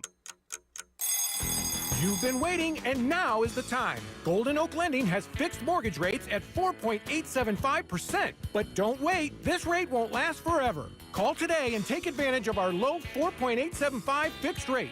Call 913-890-GOLD. That's 913-890-GOLD. Golden Oak Landing, cured my blues. 5.784 APR. FHA 15-year 20% equity qualified credit. Additional terms apply. NMLS 114937. Hey, it's Bob Fesco, and you don't have to keep living with all of that joint pain. Real lasting relief is possible with help from QC Kinetics. People here are getting their lives back, getting their mobility back, thanks to QC Kinetics. QC Kinetics is the nation's leader in cellular therapies that can revitalize your joints. And I'm talking about advanced regenerative medicine, using your own body's healing properties, highly concentrated and carefully placed in your achy joint. Back pain, shoulder pain, knee pain. These are cutting-edge treatments that require no surgery, no drugs, and no downtime. It's a quick in-office procedure that can get you moving again. You owe it to yourself to learn more. Call QC Kinetics today for your free consultation. 816-412-6299. That's 816-412-6299. QC Kinetics off 435 in State Line and in Gladstone. 816-412-6299. We're talking with Dr. David Bach, board-certified urologist at Kansas City Urology Care. What's the most important thing men should know about prostate cancer? I would strongly recommend PSA testing. It's a simple blood test. It's inexpensive, and basically every male over 50 should be having this PSA once a year. Prostate cancer is the second leading cancer killer of men. And why should they go to KCUC? We not only treat more prostate cancer than anyone else in this part of the country, we also start with cutting-edge diagnostics to offer the most precise diagnoses of prostate cancer using ultrasounds and MRI. We can offer surgical, medical, and radiation types of treatments. And even for men who require additional therapies, we're able to offer all that at a single site. Get your PSA level tested by the experts. Kansas City Urology Care. At KCUC, you see the best in KC. To make an appointment, visit appointments.kcuc.com. Our favorite reason to choose Diamonds Direct over any other jeweler? Free service for life with no fine print. That's right. When you buy your engagement ring or any piece of jewelry at Diamonds Direct, you will never have to pay a dime in the future for sizing, cleaning, or routine maintenance. At Diamonds Direct, there's no gotcha clause, no fine print, no looking for ways to void the warranty. Diamonds Direct, the jeweler you can trust with a no questions asked 100% free lifetime warranty with no strings attached. Come see us to learn more. Reason number 52 to choose Diamonds Direct over any other jeweler. Only Diamonds Direct gives you a 110% diamond upgrade guarantee. Diamonds Direct will give you 110% of your original purchase price toward the new stone. That's 10% more than you paid the first time. Guaranteed appreciation. Who else does this? There's no fine print and no minimum purchase requirement. It's 10% more, period. Buy with confidence. Diamonds Direct. Your love, our passion. Ready to take your business to the next level? In today's fast-paced marketing world, staying ahead isn't just an option, it's essential. That's where scale marketing comes in. We don't just help you compete, we make sure you win. Whether you're looking to grow, expand, or overcome stagnation, Scale Marketing is your performance marketing partner. We specialize in helping mid-sized B2C companies with teams of over 100 thrive. Scale Marketing is a full-service agency offering expertise in performance marketing across traditional and digital platforms, creative production, and data analytics. We treat your money like it's our own, ensuring every dollar is spent with purpose and every decision is driven by data. Our knowledgeable team stays ahead of the trends, crafting strategies that align with your business goals. Partnering with Scale Marketing means gaining a dedicated strategist and a team committed to your success. If you're ready to lead the market, visit scalemarketing.com today. That's scalemarketing.com. Did you know your skin is the largest organ of your body? Huh? That's why you should shower with Old Spice Super Hydration Body Wash instead of plain old bar soap. Love your skin by super hydrating it with vitamin B3 and glorious notes of vanilla and shea. Did you know that my super hydrated skin is the second largest organ of my body? The first is my heart. Old Spice. Men have skin too. Old Spice Super Hydration Body Wash. 24/7 renewing moisture. With daily use. This report is brought to you by Flying H Drag Strip. Drag racing is back in Kansas City. FlyingHDragstrip.com. Kansas City Drag Racing is back. Join us for Hooktober at Flying H Drag Strip, October 25th and 26th, featuring pro mod cars, top dragsters, and quarter-mile drag racing. Plus, Night of Heroes, free entry for veterans with military ID. Get tickets now at FlyingHDragstrip.com. A real horsepower hangout. Here's traffic, brought to you by DM Injury Law. Have you or a loved one been in a car wreck? Contact DM Injury Law today and get the money you deserve. Car wreck? Remember, Mike's got this. Seeing some slowdowns around a stalled car, northbound lanes of 435 right at Truman on the right shoulder, but again, still causing some distraction. And brake lights on the southern lanes of the downtown loop. I'm Lori Pearson for 96.5, The Fan Traffic. You're listening to 96.5 The Fan from the Mission Plumbing, Heating, and Cooling Studios. Patrick Mahomes joins CDOT every week during the season, right here on 96.5 The Fan. All right, welcome back into the drive on 96.5 The Fan. We're going to take a couple of more of your phone calls, and Joshua Briscoe is going to join us here coming up in just a bit. Before we do all of that, I want to tell you something that I thought of randomly today as I was thinking about this trade. You guys probably remember this was maybe 3-4 years ago. All of you wanted the Chiefs to go get Patrick Peterson. He was number one on Chiefs Kingdom wish list.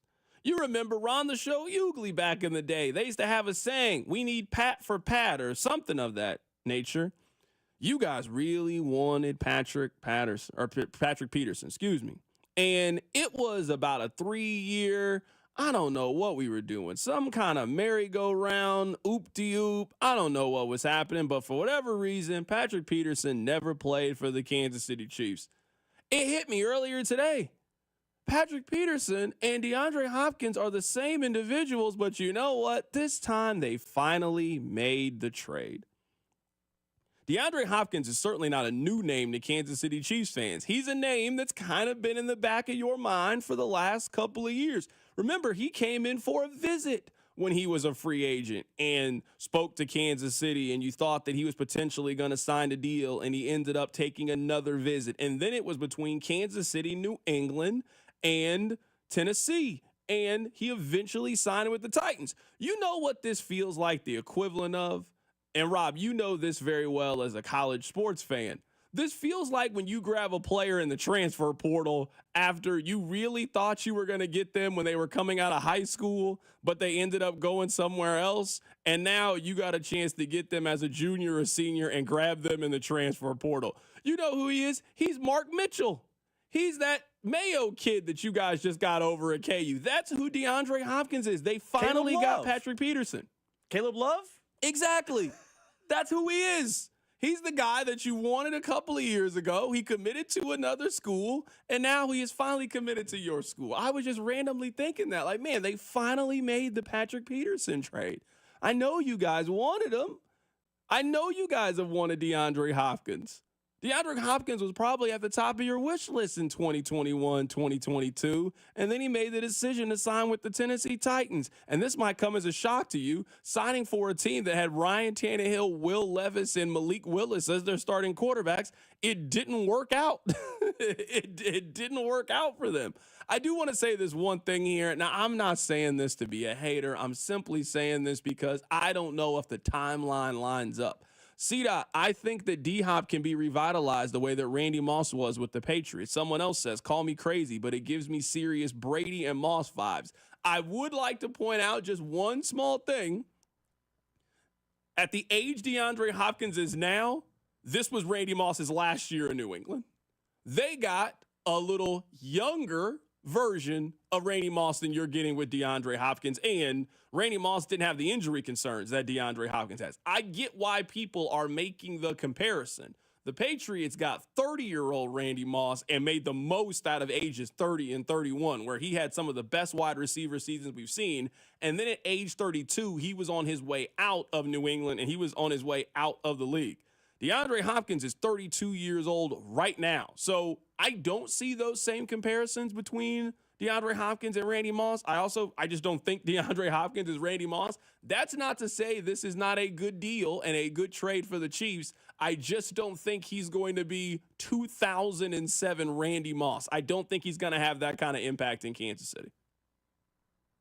Yeah, I mean, that's a big ask. Like, I mean, Randy Moss, after he left New England and went to, I can't remember if it was the 49ers first, the Vikings, or back to the Vikings or Tennessee for a while. It was San Francisco. He had a few more stops. He wasn't bad in San Francisco. That was Harbaugh and Alex Smith.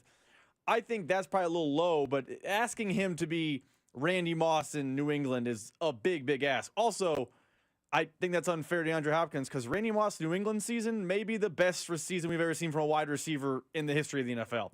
That 07 Randy Moss year, you can put up against any wide receiver year in the history of the league, and that one's probably better. Just period. Coming up in about 5 minutes, we're going to be joined by Joshua Briscoe, who covers the Chiefs of Sports Illustrated. But let's hear from you guys, 913-586-7965. Jay, you called into the drive. How you doing, my man? Good. How are you? Doing good. All right. I just wanted to leave a quick comment. I think people are also forgetting, DeAndre Hopkins and Hollywood did have a history of playing together in Phoenix. So I think if, depending on whether Hollywood comes back this season, I think having that chemistry will actually definitely be some sort of a factor when it comes to both of them succeeding. No, Jay, I 100% agree with you, man. I've seen a couple of people mention that. They did play together for just a little bit when he was in Arizona. This also might come as a shock to you. Hollywood Brown was hurt for most of that, too. So, again, I'm not here to be negative. There's no reason to be negative. I'm simply here. I am the messenger here. Yes, they did play together. Both of them were hurt during that time. And shockingly, both of them are hurt now. It is funny how that works. All right, let's go back to the phone lines. Cameron, how you doing today, my man? I'm doing good. Thanks for taking this call. I'm super excited. I know Brett Veach probably got a big cigar right now because he did it again. We got hands. I'm like, just a guy that can actually catch the ball with what we had to go through as a fan base last year watching Chiefs. I am super stoked, excited about this. I'm definitely on cloud nine. If Hollywood Brown does come back this year, that would be awesome. But from what I was hearing medical-wise, they were saying that this could actually do some serious long-term damage if he rushes back. So I really don't think Hollywood Brown is going to come back this year. So all I can say is, Brett Veach, if you're listening, great pickup. And I'm glad. I'm just excited. One name I want to throw out there real quick before I get off the air is if Hollywood Brown is not coming back, Paris Campbell, who just got cut by the Philadelphia Eagles, he would definitely be that. He's that underneath wide receiver, kind of the same style as Rashee Rice. Maybe not as good as hands, but definitely got a second. He's a 4-3-1 guy. Definitely got that second afterburner. So, like, if we want to continue to make this offense more explosive and Hollywood Brown is not coming back, I know that's kind of Juju's role, but just in case Hollywood, and he can return kicks. So, Paris Kip, I just want to float that name out there. Thank you, guys. It's always been a pleasure. No problem, Cameron. I appreciate it. Paris Campbell, he is available. I wouldn't have too much expectation of Paris Campbell, just kind of what he's been in his career. But I will say this, I don't want to completely shoot it down.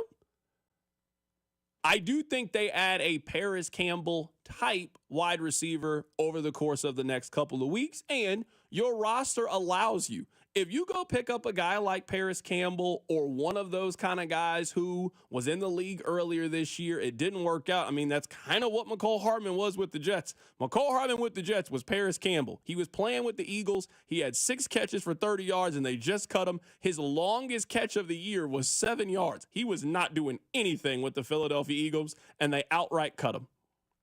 In fact, he hasn't had a catch over 20 yards since 2022. So I'm going into it. If they pick up a Paris Campbell type to try to get one more guy, and you were telling me that their improvements to the room are you go get a DeAndre Hopkins and then you also get another one of those, I would call them lotto tickets. That's what I think Paris Campbell is. I think he's a lotto ticket. You're probably not going to win a whole lot of money on this lotto ticket, but hey, if you get a little bit of something out of Paris Campbell or a player of that vein over the course of the last couple of seasons, I am certainly with it. Coming up in about 15 minutes or so, I want to play for you guys what Danny Parkins thinks about this on his television show. Also, Nick Wright, Danon Hughes is going to join us coming up in the 4 o'clock hour as well. But let's head to the phone lines right now to be joined by Joshua Briscoe, who covers the Chiefs for Sports Illustrated. Briscoe, man, let's start with this. What's your reaction to the move? genuinely, the first thing when I saw it this morning was surprise. Not that they made a move. They needed to. That sense of urgency was maybe even a bit overdue. Certainly time to make one. But I had kind of accepted that we were either going chips in the Deontay Johnson conversation we've been having, or we'd be talking about DeMarcus Robinson for the next several weeks. When it was Hopkins, after maybe it's just the years of will they, won't they, I was surprised that it's Hopkins after seeing the compensation, though I think it makes total sense. I think the compensation is my favorite part about this move, and we can talk about the player of it, but if you were telling me that the Chiefs went in, it sounded like they had a very specific, like if you're looking for a piece of furniture and you go to like filter, all right, I want this color, I only want to spend this much amount of money. If you were telling me that they didn't want to trade a top 100 pick and they were not interested in taking on a lot of money, that just cuts the kind of receiver that you were going to get. There's just not a whole lot of available options. If you were telling me that you're going to get a borderline NFL Hall of Famer, a guy who's super reliable, has some of the best hands in the league, and you're going to get him for less than $3 million the rest of the way and the 120-something pick, that's a really good trade for Kansas City. Yeah, and all of the conditions make it even more obvious. So the only way that, I mean, I'm sure you guys have talked about this, but the only way that becomes a fourth-round pick is if he is playing 60% or more of the snaps from here on out, and they're in the Super Bowl. So it's going to be the 31st or 32nd pick in the fourth round. Then you can have some compensatory picks that might fill in after that. But that's the most expensive it can get. Otherwise, and, certainly I'm hoping for his health, but he's been working through a knee injury throughout the season already. If he has issues staying on the field, or simply if the Chiefs don't get to the Super Bowl, all this gamble cost you was one of the last few picks of the fifth round. That to me is what took me from kind of understanding it, but waiting to see exactly what those numbers were going to be, to fully endorsing this move. And as I think you were just kind of referring to there, they could continue making more moves to bolster the back end of the group. But now, especially as just one of the best pure catchers of the football I've ever seen, he has moments of snatching the ball out of the sky that I don't know that we've ever seen anyone else do, at least in his style. Giving that guy to Patrick Mahomes for 10, 11 regular season games and then the playoff run, that's worth a fifth rounder for me. I'll happily make it a fourth if they're in the Super Bowl. I can't really think of a scenario that I would look back on this deal and feel like the Chiefs shouldn't have made the move. So I just looked it up. The last pick of the fifth round is pick 166. That's the pick that they used last year to go get B.J. Thompson. If you were talking about the last pick in the fourth round before you get to the compensatory pick, it's pick 134. It is worth the dice roll to me, whether it's the 155th pick or the 134th pick, to see if DeAndre Hopkins has something left that can help you the final 6 weeks of the season. 100%. And I am not like a bleep the picks guy. I really think that not only are those picks important, when you're paying a bunch of top-level players, Mahomes, Chris Jones, eventually Trent McDuffie, many, many others, your offensive line, you do need to have guys who can be on their rookie contracts and contribute for you. But your best shot to get those are your first 2 days worth of draft picks. And we've even seen the Chiefs. Chris Roland Wallace right now might be an undrafted free agent who pays off more in the immediate, certainly already has paid off more than their sixth-round pick last year, Kamal Haddon, who is not on the team in this most recent draft. So there is so much noise and uncertainty in the back end of the draft that I think you've seen Brett Veach, especially over the last few years, kind of get more responsible with those picks, realize the value of them, and trying to make sure that even when they moved up for Worthy and Kingsley, they were getting picks back so they had the same overall number of draft picks to work with, even as they maneuvered. They're kind of just dropping down in their respective rounds. Those are good lessons to keep in mind, and then when you're able to execute that plan, you get an opportunity to get, like you said, a potential future Hall of Famer that is filling the most dire need on your roster by 100 miles. That's a pittance, especially if you get any sort of production out of him down the stretch. Josh, who has more yards the rest of the season, Travis Kelce or DeAndre Hopkins? Oh! DeAndre Hopkins. Yeah. I think so. That's a great question, C-Dot. I think it was exaggerated a little bit on Sunday because Travis Kelce, when your trips receivers are Justin Watson, McCole Hardman, and Sky Moore, I, as an opposing defense, would also go ahead and hone in on making sure I'm stopping Travis Kelce.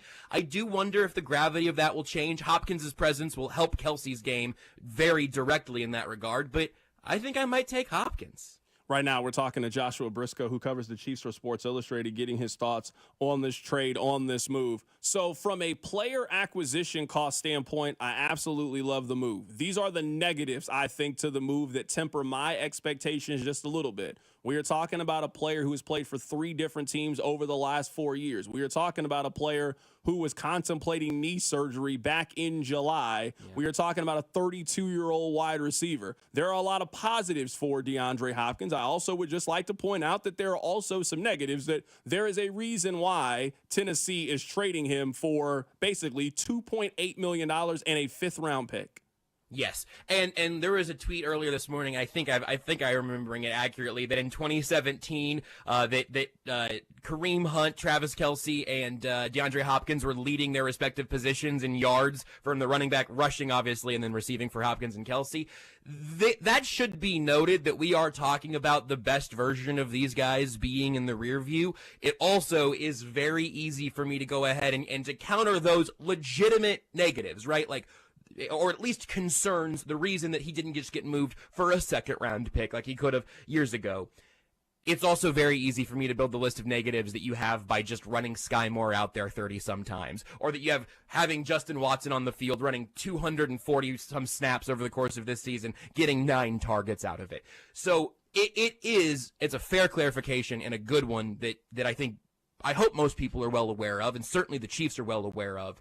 But overall, I cannot even taking note of all of those. The pros and cons columns on this are so thoroughly in the pros side for me that I am fully accepting those drawbacks, those concerns. Again, if he ends up having that knee cost him games this year, it's probably going to make sure that the Chiefs don't have to give up that 4th-round pick, even if they do end up with the Super Bowl with 50% of DeAndre Hopkins along the way. So I think they've safeguarded themselves in the spots where this could still blow up. It would be the, 4th wide receiver move this offseason that I think was good process, bad result. I'm hoping for better results here, obviously. Now that we have the information and now we know what each of the players went for, if you could go back, would you rather have the Amari Cooper trade or this trade for DeAndre Hopkins? Yeah, it's a great question, because I was thinking about that this morning and thinking about for Cooper, because I imagine that the Browns would have rather had the Bills' own pick than the Chiefs' own pick. It's probably the Titans' 3rd-rounder maybe that's in there. Now, there were the later round swaps, so who knows. But I would have pulled the trigger on the Chiefs' 3rd-rounder for Cooper. I think we talked about that right after that trade happened. I prefer this for Kansas City. I do think this is maybe a slightly lower ceiling based off where these two guys are right now, but it's very, very slight at a significantly lower and safer cost. So having seen it all now, I'd take the Hopkins deal, at least from Kansas City's purview. Maybe I don't know that Buffalo would change their fate there either. I think both teams probably ended up with the receiver that they really wanted. But by playing it just a smidge slower, I do think the Chiefs got really good value here and better value than the Bills got. Right now, we're talking to Joshua Briscoe here for a couple of more minutes. I would give this trade a B to a B+. That's the grade that I would put on it. What grade would you put? I hate to copy from your answers, but yeah, I think it's a straight B. I think for it to be higher than that, you would probably have to be saying that this is a guy that you are expecting to be your number 1 wide receiver, and I really think it's why the Kelce question really froze me there for a minute. I think Kelce, Hopkins, and Worthy are all going to be guys who are carrying a different part of the passing game, and it's such an incredible thing that now the passing game is not reliant on a 21-year-old and a 35-year-old. Not that Hopkins is again in his prime there. That raises the water level for everybody, though. So I think the net positive sets it right there around a B. I don't want to expect him to put up absolutely vintage DeAndre Hopkins numbers the rest of the way, but he doesn't need to. The Chiefs needed competence, and they needed to knock everybody else in that depth chart down 1 spot. Hopkins will do that. So I'm right there with you, the B+ range. I think it's a really, really smart move that costs you very little, where the upside far outweighs the downside. 2 very important questions before I get you out of here. On a scale from 1 to 10, how much do you like pumpkin spice flavor? I'd give it a flat 5.5 in the fall. When the weather does turn, I'll happily eat some pumpkin spice things, but I'm not craving for it. The peppermint mocha lifestyle is really more for me once we get a little bit colder outside. Big peppermint chocolate guy. Last one here, candy corn, yay or nay? I don't need it. I just don't. There's better candy. Again, if it's in front of me in a little bowl, maybe I'll have a couple of pieces, but it's pretty low on my power rankings of candy I'd like to be spending some insulin on. That is our guy, Joshua Briscoe, joining us on the show today. He does fantastic work for Sports Illustrated covering the Kansas City Chiefs. Briscoe, man, I appreciate you. Appreciate you, fellas. Absolutely. That is Joshua Briscoe joining us on the show. Coming up on the other side, I'm going to play for you what Nick Wright had to say about this move. I'm also going to play for you what Danny Parkins had to say. Two gentlemen on FS1. That's coming up. We're also going to have Danon Hughes join us in the 4 o'clock hour. Keep it right here. It's The Drive.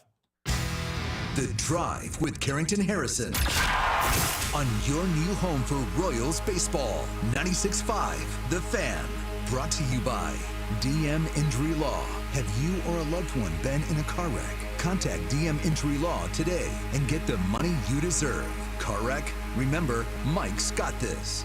Hey, it's Cody and Gold, and for those of you who've been listening to the show for a while, you know all about our friends over at Centric and how you can find a brand new career in as little as 4 months. But did you also know that you can work with your current schedule with some of their flex options for learning online or in person? Maybe you're just getting out of high school and want to start that career now and that career path now, or you're looking for that change with better advancement, better pay. Centric can do those things for you. They have plenty of funding options like the GI Bill. You just got to go talk to our friend Russ at Centric.com. That's CENTRIQ.com.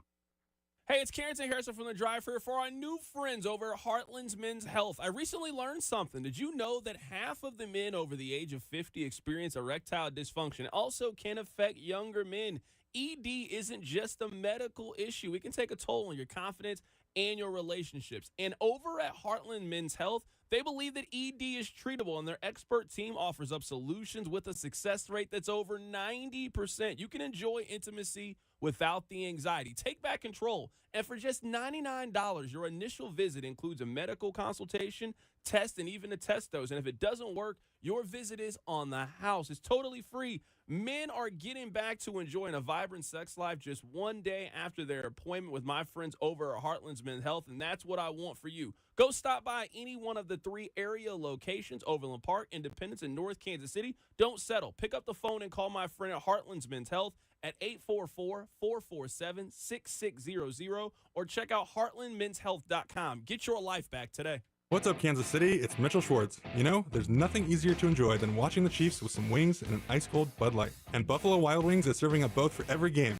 all season long. Join me at the Buffalo Wild Wings located at 119th and Strang Road in Olathe on Friday, October 25th. I'll be there with the crew from 6 to 8 p.m. celebrating the back-to-back Super Bowl champs while eating some wings and drinking $5 Bud Lights. Nothing easier to enjoy than that. Bud Light. Easy to drink, easy to enjoy. For more details, go to 965thefan.com. Enjoy responsibly. Anheuser-Busch, Bud Light Beer, St. Louis, Missouri. Here we are, smack dab in the political season.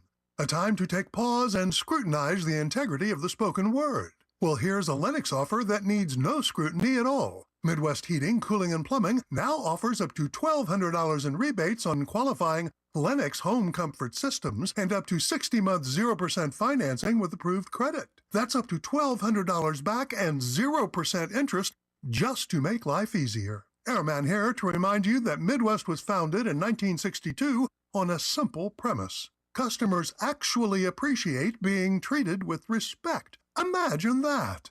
Today, 3 generations later, the same family still owns and operates Midwest, knowing that fads come and go, but integrity never goes out of style. If you are considering a new Lennox system or need service, go to MidwestHeating.com or dial 943-8787. Trust your air to the best, Midwest. Midwest Heating, Cooling, and Plumbing. I'm Brian Tedesco, CEO of Blaupunkt Americas, the pioneers of the car stereo. Today, we're not just about sound systems. We are revolutionizing the e-bike scene with Blue Dot Bike. Thanks to AmericanEagle.com, our online presence now features a dynamic e-commerce website that showcases the quality and affordability of our foldable e-bikes. And our collegiate e-bikes, just perfect for the college fanatic. These e-bikes offer a new way to experience freedom on 2 wheels, no matter your age. When we needed a top-notch website to match our cutting-edge e-bikes, we turned to AmericanEagle.com.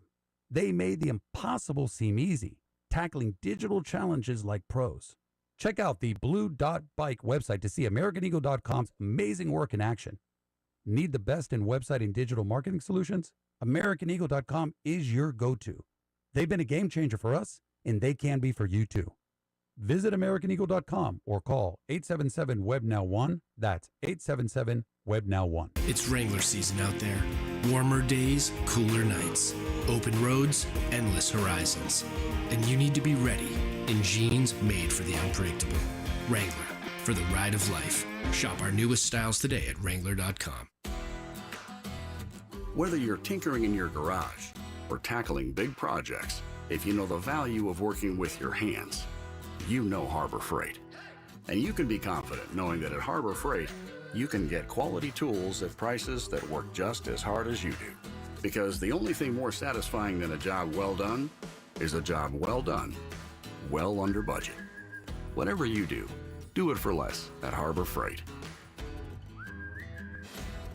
Keep it twisted all year long with Twisted Tea Hard Iced Tea. Twisted Tea is real iced tea that packs a punch with 5% alcohol. Tastes great at the beach, the mountains, or even in your backyard. Look for the bright yellow Twisted Tea cans. Twisted Tea Blue Company, Cincinnati, Ohio. Please drink responsibly. Brought to you by the Kansas City Symphony. This report is brought to you by the Kansas City Symphony. From Mozart's Requiem to your favorite movie scores. With the Kansas City Symphony, there's no wrong way to symphony. Get your tickets today at kcsymphony.org. That's kcsymphony.org. Here's traffic, brought to you by DM Injury Law. Have you or a loved one been in a car wreck? Contact DM Injury Law today and get the money you deserve. Car wreck? Remember, Mike's got this. Got a 2-car crash, northbound 35, just past 119th Street. It is on the right shoulder, but you can expect slowdowns around it.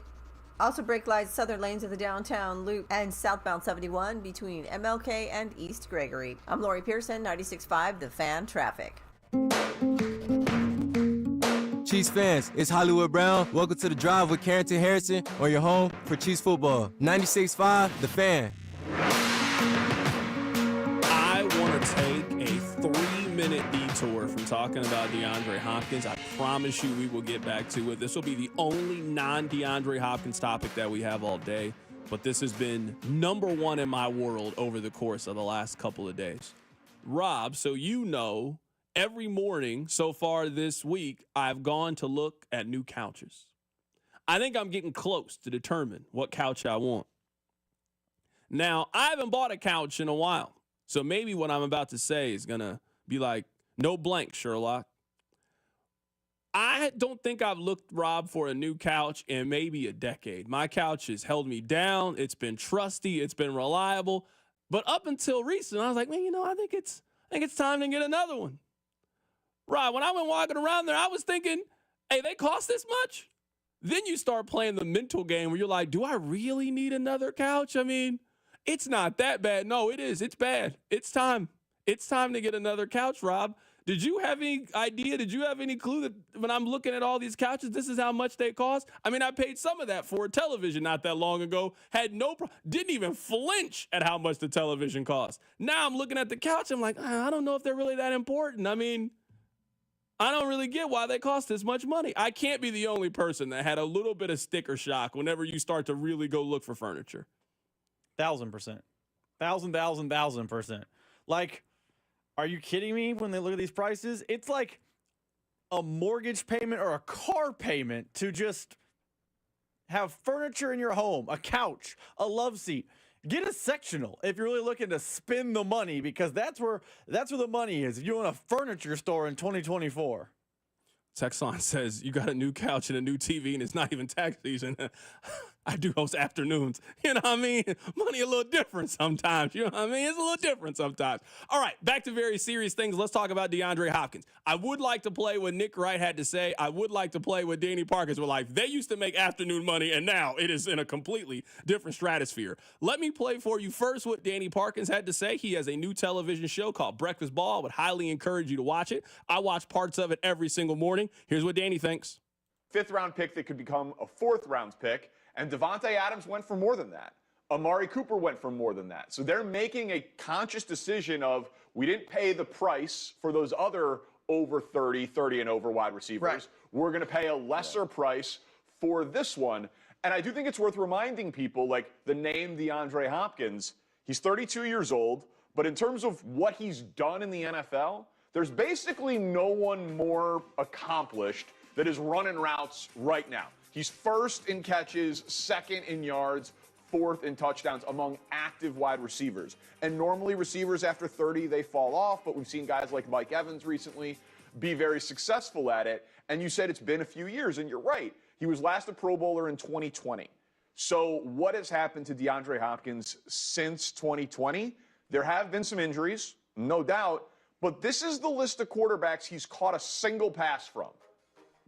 All Hall of Famers. It appears. Kyler Murray, Colt McCoy, Ryan Tannehill, Will Levis, Trace McSorley, and Mason Rudolph. So he has been in an abyss he has not been surrounded by other good wide receivers. He has not been in good offenses. He has not been with good quarterbacks. He has not been with consistent quarterbacks because his quarterback keeps getting injured. So I do think there's reason to believe that DeAndre Hopkins is a huge upgrade for the Chiefs.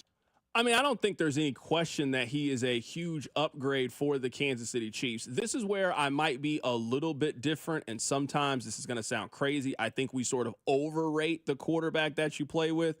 A lot of it comes down to targets and opportunities and how often you get thrown the football. Last year, DeAndre Hopkins didn't play with great quarterback play. There's no denying that. He had 137 targets. For example, DeAndre Hopkins got thrown the ball last year more than Mike Evans did. He got thrown the football last year more than Travis Kelce did last year in this offense. He got a ton of volume last season. So I'm not saying that it's not going to be a quarterback upgrade, that he can't still have a really good season. I am just saying that DeAndre Hopkins over the course of his career, because of the lack of other players that he's played with, he has gotten a lot of volume over the course of his career, and he got it last year. He got thrown the ball 137 times last season. He got the ball a lot last year. So you are coming into a scenario, he's just not going to get the number of opportunities. He's going to get better opportunities. He's going to get better balls thrown his way, but he's just not going to get the volume that he has received over the course of the last couple of years in this offense that loves to kind of spread things around. But there's no question about it right now. The Chiefs do not have a proven healthy wide receiver on their team. Xavier Worthy just got here a month ago. He is not a proven wide receiver in this league. McCole Hardman, we've seen a lot of them. I wouldn't consider him to be a proven wide receiver in this league. Justin Watson, Sky Moore, they do not have a single proven wide receiver on their team. They just acquired one for a pick that's somewhere between 130 and 160, and they're only going to pay him $3 million between now and the Super Bowl. You are happy with what you got in return for what you gave up. I want to play what Nick Wright had to say about this on his show, First Things First. Here's Nick. This is why Brett Veach is the best GM in football, and this is why the Chiefs are the Chiefs. Because while the rest of the league can overpay for guys of a similar caliber, and while NFL media can talk about Cooper Kupp can be had for the low price of a second-round pick, and he'll throw in his multiple ankle surgeries to go along with it. And Cooper Kupp's a great player who, unfortunately, you know what I mean, his body has betrayed him in a serious way the last few years. The Chiefs say, nah, we'll give you a fifth. Well, let's be honest, it'll be a fourth because the condition is make the Super Bowl, and we're going to do that for a guy who will just seamlessly fit into the role Rashee Rice was doing. You guys know I don't like older receivers, and I certainly don't like expensive. 31, right? Exactly. he's 32. He's 32, and he's 32. He's the same draft class as Travis Kelce, but he's going to be making no money. It's a dozen game plus the Super Bowl run, so call it a 15-game commitment, and we know exactly what DeAndre is going to be doing. And it is because they don't panic and because they address a need without mortgaging the future that they can have the youngest defense in football also be the best defense in football. To give you an idea of how old DeAndre Hopkins is in football years, let me give you some players who were in the same draft that he was in. It was Andy Reid's first year. These were the top 5 picks. Eric Fisher, Luke Jokel, Deion Jordan, Lane Johnson, Ezekiel Ansah. Those were the top 5 picks in that year's draft class. 4 wide receivers that were selected. It was Tavon Austin, DeAndre Hopkins, Cordarrelle Patterson, Justin Hunter, who I completely forgot about him, who played at Tennessee, and also Robert Woods. Those were the top 5 wide receivers that were taken. So DeAndre Hopkins has certainly been around. We went through the list earlier with the quarterbacks that he's played with, and you also heard Danny say that in the clip. So this is a good opportunity. If you were talking about a guy who hasn't played in a lot of important games, he's never played in the AFC or NFC championship game. He obviously has never played in a Super Bowl. He is 2-4 in postseason games, and you got a chance to join a team that has another future Hall of Famer in Travis Kelce and has a future Hall of Fame quarterback and the best coach of his generation this side of Bill Belichick in Andy Reid. This is a guy who should come in hungry, willing to learn this playbook, willing to do whatever this team needs. If you need me to help run block, if you need me to make a tough catch on 3rd and 7, that is the kind of player that they should be acquiring with DeAndre Hopkins. Coming up in about 20 minutes, we're going to be joined by our guy Danon Hughes on the Chiefs Radio Network. We'll get his thoughts. We are talking about the top story. The Chiefs have made a trade at wide receiver. We got a little bit of time. We'll take your phone calls coming up at the top of the hour, 913-586-7965. We got a little bit of time here before Danon calls in if you want to chime in and give us your thoughts. Keep it right here. It's The Drive on 96.5 The Fan. The Drive with Carrington Harrison on your new home for K-State Athletics, 96.5 The Fan. Brought to you by DM Injury Law. Have you or a loved one been in a car wreck? Contact DM Injury Law today and get the money you deserve. Car wreck? Remember, Mike's got this. Here's traffic, brought to you by DM Injury Law. Have you or a loved one been in a car wreck? Contact DM Injury Law today and get the money you deserve. Car wreck? Remember, Mike's got this. Got a 2-car crash, northbound 35, just past 119th Street. It is on the right shoulder, but you can expect slowdowns around it.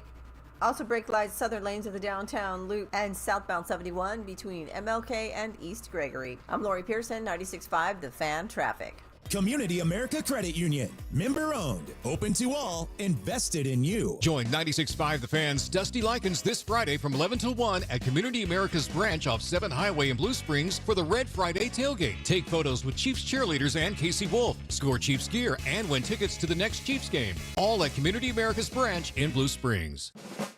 Winchester at Lake City Army Ammunition Plant in Independence is the largest manufacturer of small caliber ammunition for the U.S. military. They're hiring technicians starting at $26.72 an hour with a $1,000 hiring bonus. Excellent day one benefits include medical, dental, educational support, paid time off, and company retirement contributions up to 8%. Join Winchester and serve the U.S. warfighter. It's more than a job. It's a mission. Apply at winchester.com/careers. We interrupt with a special report from the Missouri Lottery. With a new millionaire every 8.1 days last year, there's no shortage of Missouri Lottery winners. However, there is currently a shortage of confetti. This may impact all confetti-related activities, hullabaloos, whoop-de-doos, jamborees, shebangs, and any and all festive goings-ons. Rest assured, Missouri Lottery winners will receive a single confetto with every big win for the time being. We apologize for the shortage, but not the winning. Thus concludes this report from the Missouri Lottery. Winners welcome. Play responsibly. The IRS is ramping up collection, and if you owe back taxes or have years of unfiled tax returns, listen carefully. Before it's too late, check your eligibility for the Fresh Start program still offered by the IRS to reduce or even eliminate your tax problems. Call our special hotline number now and find out in minutes if you qualify for these life-changing debt reduction programs. Business or personal, if you're in a payment plan with no end in sight, have unfiled tax returns, under audit, have a wage or bank levy, or finally just want to know your options, call the experts at Republic Tax Relief and stop collections immediately. A+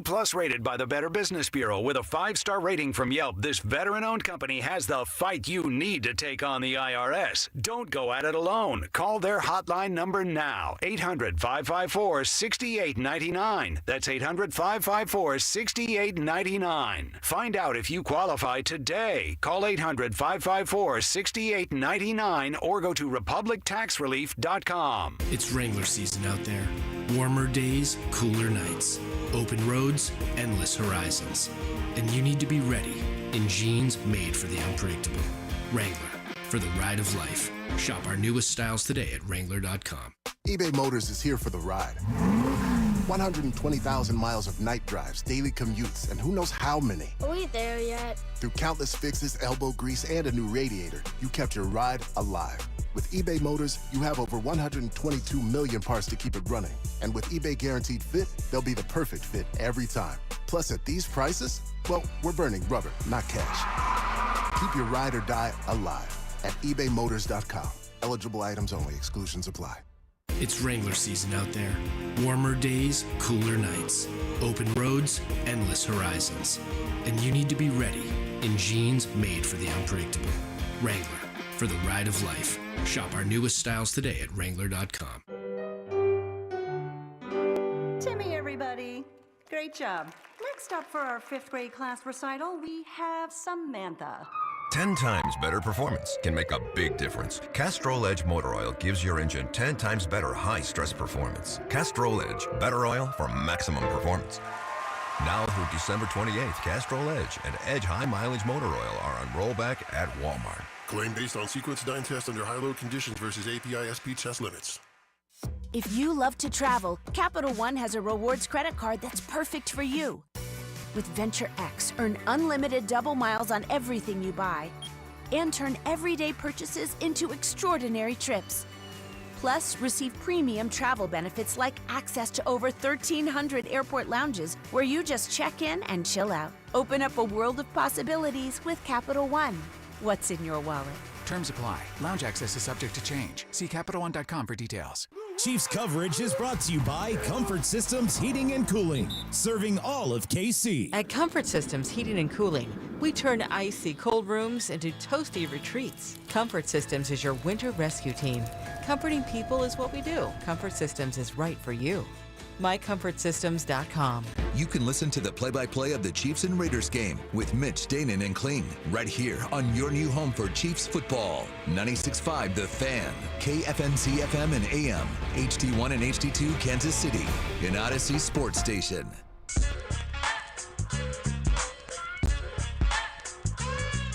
We got some time to take your phone calls. If you want to chime in, you can do so, 913-586-7965. Before we take your phone calls, before I read your text, I am personally very intrigued by the fact that we now know what two guys that were on my short list for players that I wanted the Chiefs to go acquire. I told you guys this about 2 weeks ago. If I had to make a list, number one on that list was Amari Cooper. Now, I wanted the Chiefs to go get Deontay Johnson. I now don't think that Deontay Johnson was ever a realistic option because the Chiefs, I think, have made it very clear that they did not want to spend a top 100 pick. I think that's what it's going to cost if you want to get Deontay Johnson off of the Carolina Panthers. We'll see if he gets traded between now and the deadline. But now, we know what the acquisition cost was for Amari Cooper. We now know what the acquisition cost was for DeAndre Hopkins. Now, I made this analogy last week. Let me continue it regarding Amari Cooper and DeAndre Hopkins. I think that Amari Cooper is the better of the two wide receivers. I think the numbers would suggest that. I think Amari Cooper has been the healthier player over the course of his career. He also is the younger player and cheaper player in terms of cap space that you are adding to your team. I think that Amari Cooper is a better player than DeAndre Hopkins. But, and this is where I think the Chiefs have a very strong argument and why I am open to this being the better option is even though in a TV sense, I think that you could argue Amari Cooper has the better picture and is just a better TV, it is noticeably more expensive than the other TV. If you don't care about all the fancy features and you don't need your TV to be an 8K, you just want a good quality TV, that's what I think DeAndre Hopkins is. I think they got a good player at a cheaper price. Even though the first player is better than the other player, younger than the other player, and I think a little bit more productive than the other player, I cannot argue the acquisition cost. If you look up what it could potentially cost for the Chiefs to go acquire DeAndre Hopkins, it is either, based on last year how the draft came together, it is either pick 155, that is if they don't make the Super Bowl, it will then be pick 155. If they make the Super Bowl and Hopkins plays, in 60% of the snaps, it could then be pick 134. It is absolutely worth it to me, and different than what we think it could be for Amari Cooper. Amari Cooper would be a top 100 pick. So if you're someone like Rob and draft pick compensation is all you really care about in these deals, they got, I would say, a comparable player at potentially a noticeable cheaper price than the other one. So if you were putting those two things against each other, I can understand how the Chiefs passed on Amari Cooper and were not interested in getting him, and why they chose to go this option with DeAndre Hopkins. He is a player they clearly like, a player they brought in for a visit a couple of years ago. They have entertained this possibility. You now had another chance to go acquire that player, and you made the trade. I've told you guys this over the course of the day. From a player acquisition standpoint, I don't have any complaints about this move. You got a borderline Hall of Famer, a fringe Hall of Famer for a pick that is outside the top 125. And it only cost you $2.8 million because Tennessee is willing to eat half of the contract. That is a very fair dice roll, a very fair gamble to me. There is not many scenarios that I can see between now and the end of the year that I look back and think, man, they shouldn't have done that. You need a wide receiver now, not in 3 weeks, not in a month. You need a wide receiver right now. They do not have a lot of healthy and productive players in that wide receiver room. It's McCole Hardman, Justin Watson, Xavier Worthy, and Sky Moore right now in that room. That's it. I know you guys want Justin Ross to be a thing. He will never be a thing with the Kansas City Chiefs. I know you want Nico Remihijo or Amir Smith-Marzette or all these random guys who are 62 overalls on Madden, and you think that they're going to come in and help the Kansas City Chiefs. The Chiefs tell you at every single turn, no. If Sky Moore couldn't help the Chiefs last year and this year, no. Justin Ross has been around this whole time, and they have yet to give him an opportunity. No. I like the move. I'm going to give the move an A+. I've got some questions about the player, but there was going to be no perfect player that you were going to acquire at this point. I like Amari Cooper. I like Amari Cooper more than I like him. He's got a little bit of a drop problem. He had a drop on Sunday for the Buffalo Bills. So he is also not a perfect player that you are acquiring as well. If you're making a deal at the deadline, you are usually acquiring a player that has a little bit of baggage. If you buy a used car that's got 100,000 miles, that car is not going to, there's something wrong with that vehicle, and you just got to figure out what it is, and you got to see how long you think that vehicle is going to last. Is this thing going to last you 3-4 years, or is this a very short-term fix to get you through the next 6 months until you can save up a little bit more money and get yourself a better car? The Chiefs don't need DeAndre Hopkins to hold up for 2025. They will deal with 2025 when 2025 gets here. They need somebody that can help them get to February, and we'll see if DeAndre Hopkins can be that solution. Me and you are actually on the same page here. Like, me, Mr. Hoards and loves draft picks. More than anything. We're on the same page. The way I look at the two deals, Cooper to the Bills, Hopkins to the Chiefs, they are both rental players. Neither one of them are long-term solutions for either team. They both are imperfect football players because of their drop problems or their health. And they both are veterans who you had to manipulate the cap to get the money to work. Amari Cooper had, renegotiated with the Browns to become tradable, and the Titans just took on the money for Hopkins. With all those things considered, I think Hopkins is the better deal because you are giving up less for the player. I don't know the Bills draft board right now, but giving up pick 90-something for 12 games of Amari Cooper is not a great deal. It's not a bad deal. It's not a great deal. I think the Chiefs deal for DeAndre Hopkins is better. Now, I don't think it's a great deal either because there are reasons to be concerned, like the fact that DeAndre Hopkins has been worse than Travis Kelce so far this season, which it's not like DeAndre Hopkins in 2017, but you gave up a fifth, and if everything goes perfect, it's a fourth. That is a fine trade to make for a guy that, in a perfect world, you're holding on to for 12 games.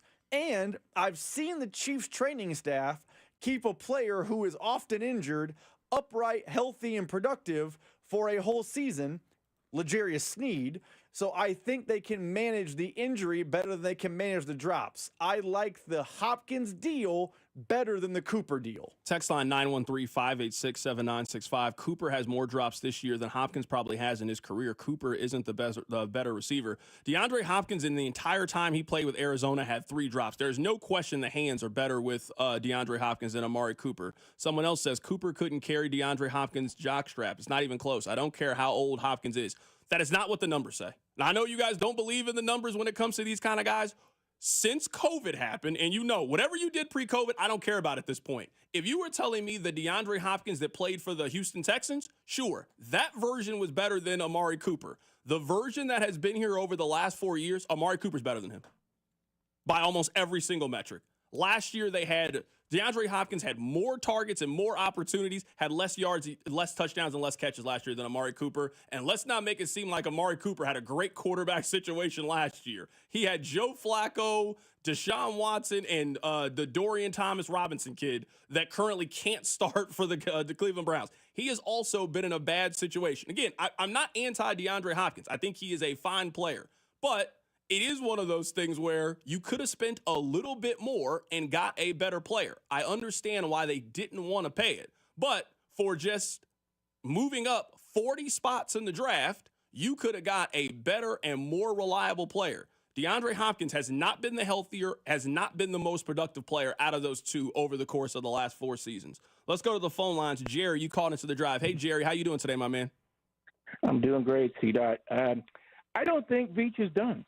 I've been thinking about this, and I know D-Hop is a great addition, but I still don't like the wide receiver room. I think this is what I think will happen. I know everybody's talking about Cooper Kupp and everything, but there's another guy on the Rams that I think would actually fit the Chiefs better, and he's been here before, and that's D-Rob. I know it's not a sexy, like it's going to make everybody jump out of their seats. We got D-Rob back, but I could see it happening after the Rams lose tomorrow night, and they look at their situation, and I don't know what the Chiefs would offer. I don't even know what D-Rob would bring. I wouldn't give anything more 6th or 7th for him, but I could see Veach going out and doing that because I don't like the wide receiver room, even with the addition of D-Hop. So adding D-Hop and D-Rob, there you go. Jerry, I'm 100% with you. I'm looking at the contract right now for Demarcus Robinson. So his base salary, so he signed a 1-year, $4 million deal earlier this year with Los Angeles. So his base salary is $2.5 million. There was a $1.5 million signing bonus. His cap is $4 million. He then got some other incentives, how often he plays, if the team makes the postseason, all of those kind of things.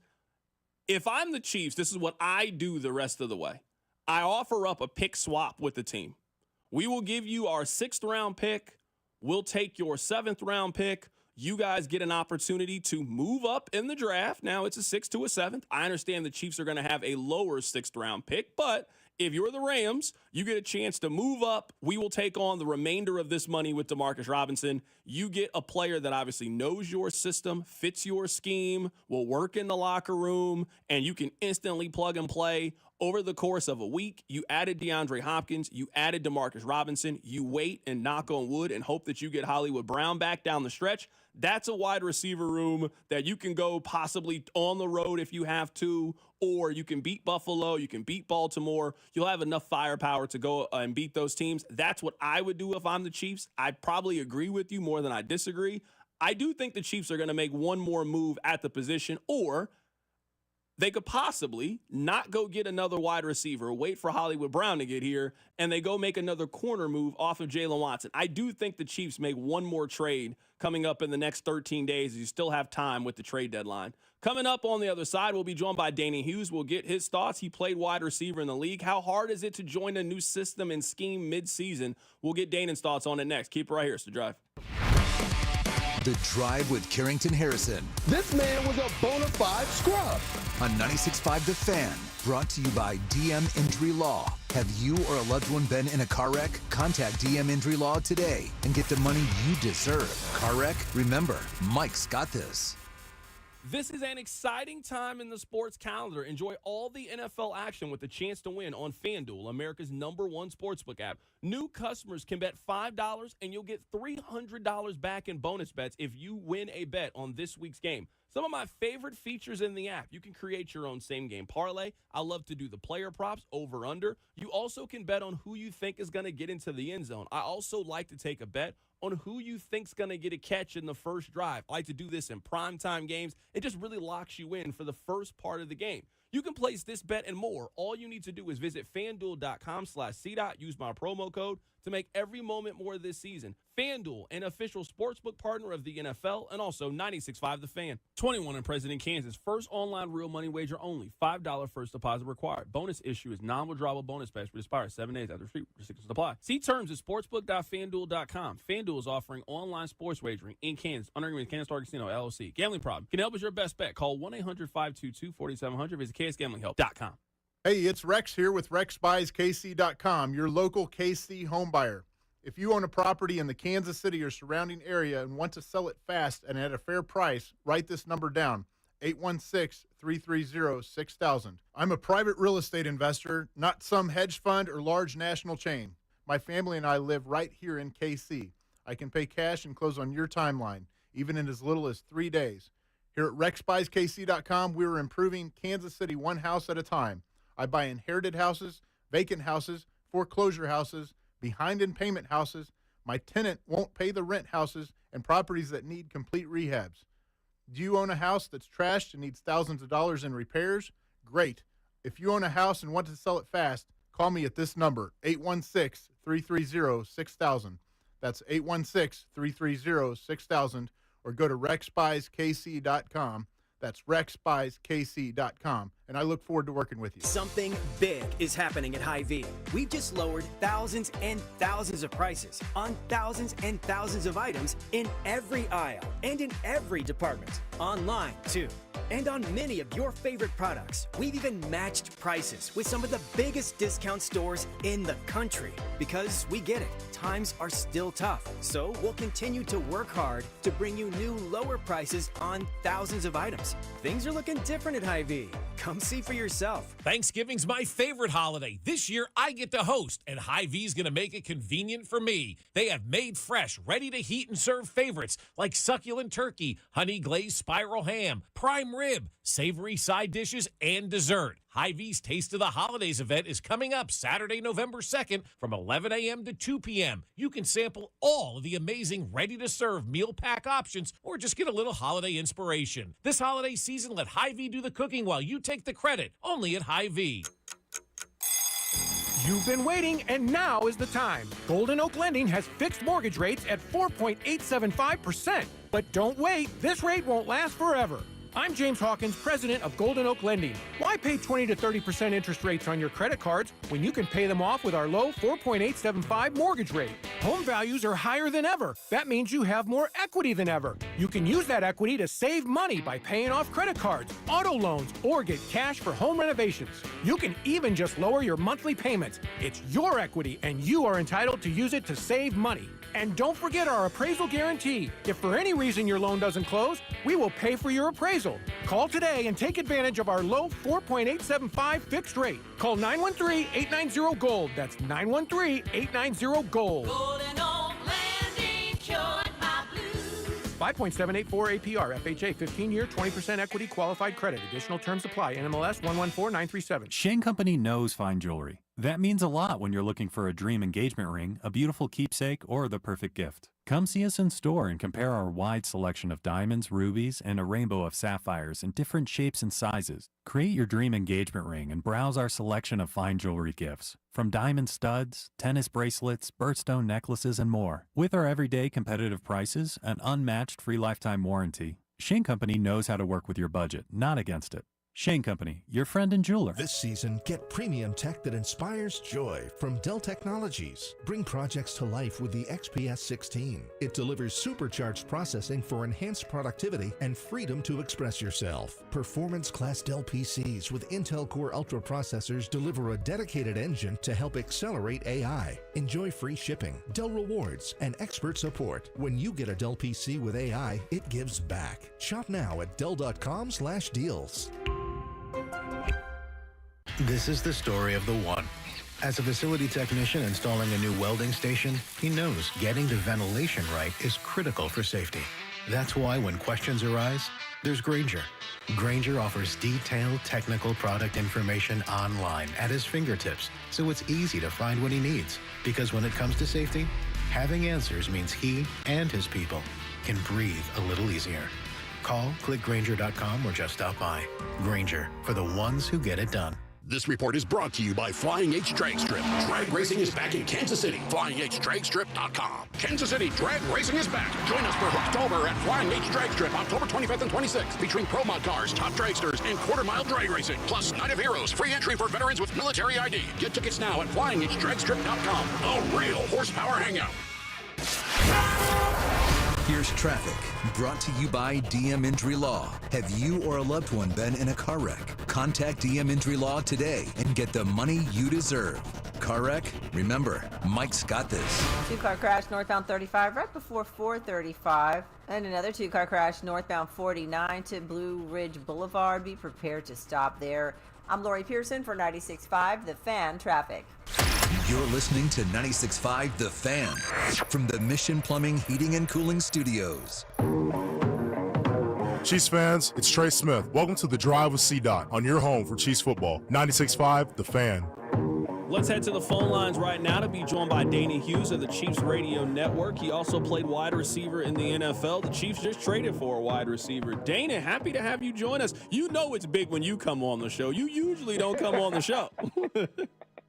Well, that's because you don't invite me, man. See, that's now everything's coming out. You get a wide receiver in via trade, and now all of a sudden you remember my phone number. So you big time. We're happy to be joined by Danon Hughes. All right, Danon, let's just start with this. This is my first question before we get your thoughts. How difficult is it to join a new room, new city, new playbook, new everything in the middle of the season and have success? We've seen guys do it before. Odell Beckham did it a couple of years ago with the Rams. Amari Cooper just had 4 catches for 66 yards and a touchdown on Sunday. How difficult is it to do what the Chiefs are about to ask DeAndre Hopkins to do? I think the way you phrased that question in the last part of it is the most important part of it. In the way the Chiefs want to use him is key.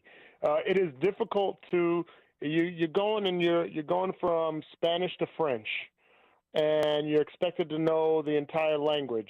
But with the Chiefs, you won't need that. They will have a spoon-fed opportunity for you to be successful in this offense, to get acclimated with all the terminology. And Carrington, the biggest part is to get in the graces or good graces or confident graces of Patrick Mahomes. I think, we've seen, even watching what you saw from Amari Cooper this past weekend. There was one play where he had to look outside to Keon Coleman for the play. That's something that happens. That's real.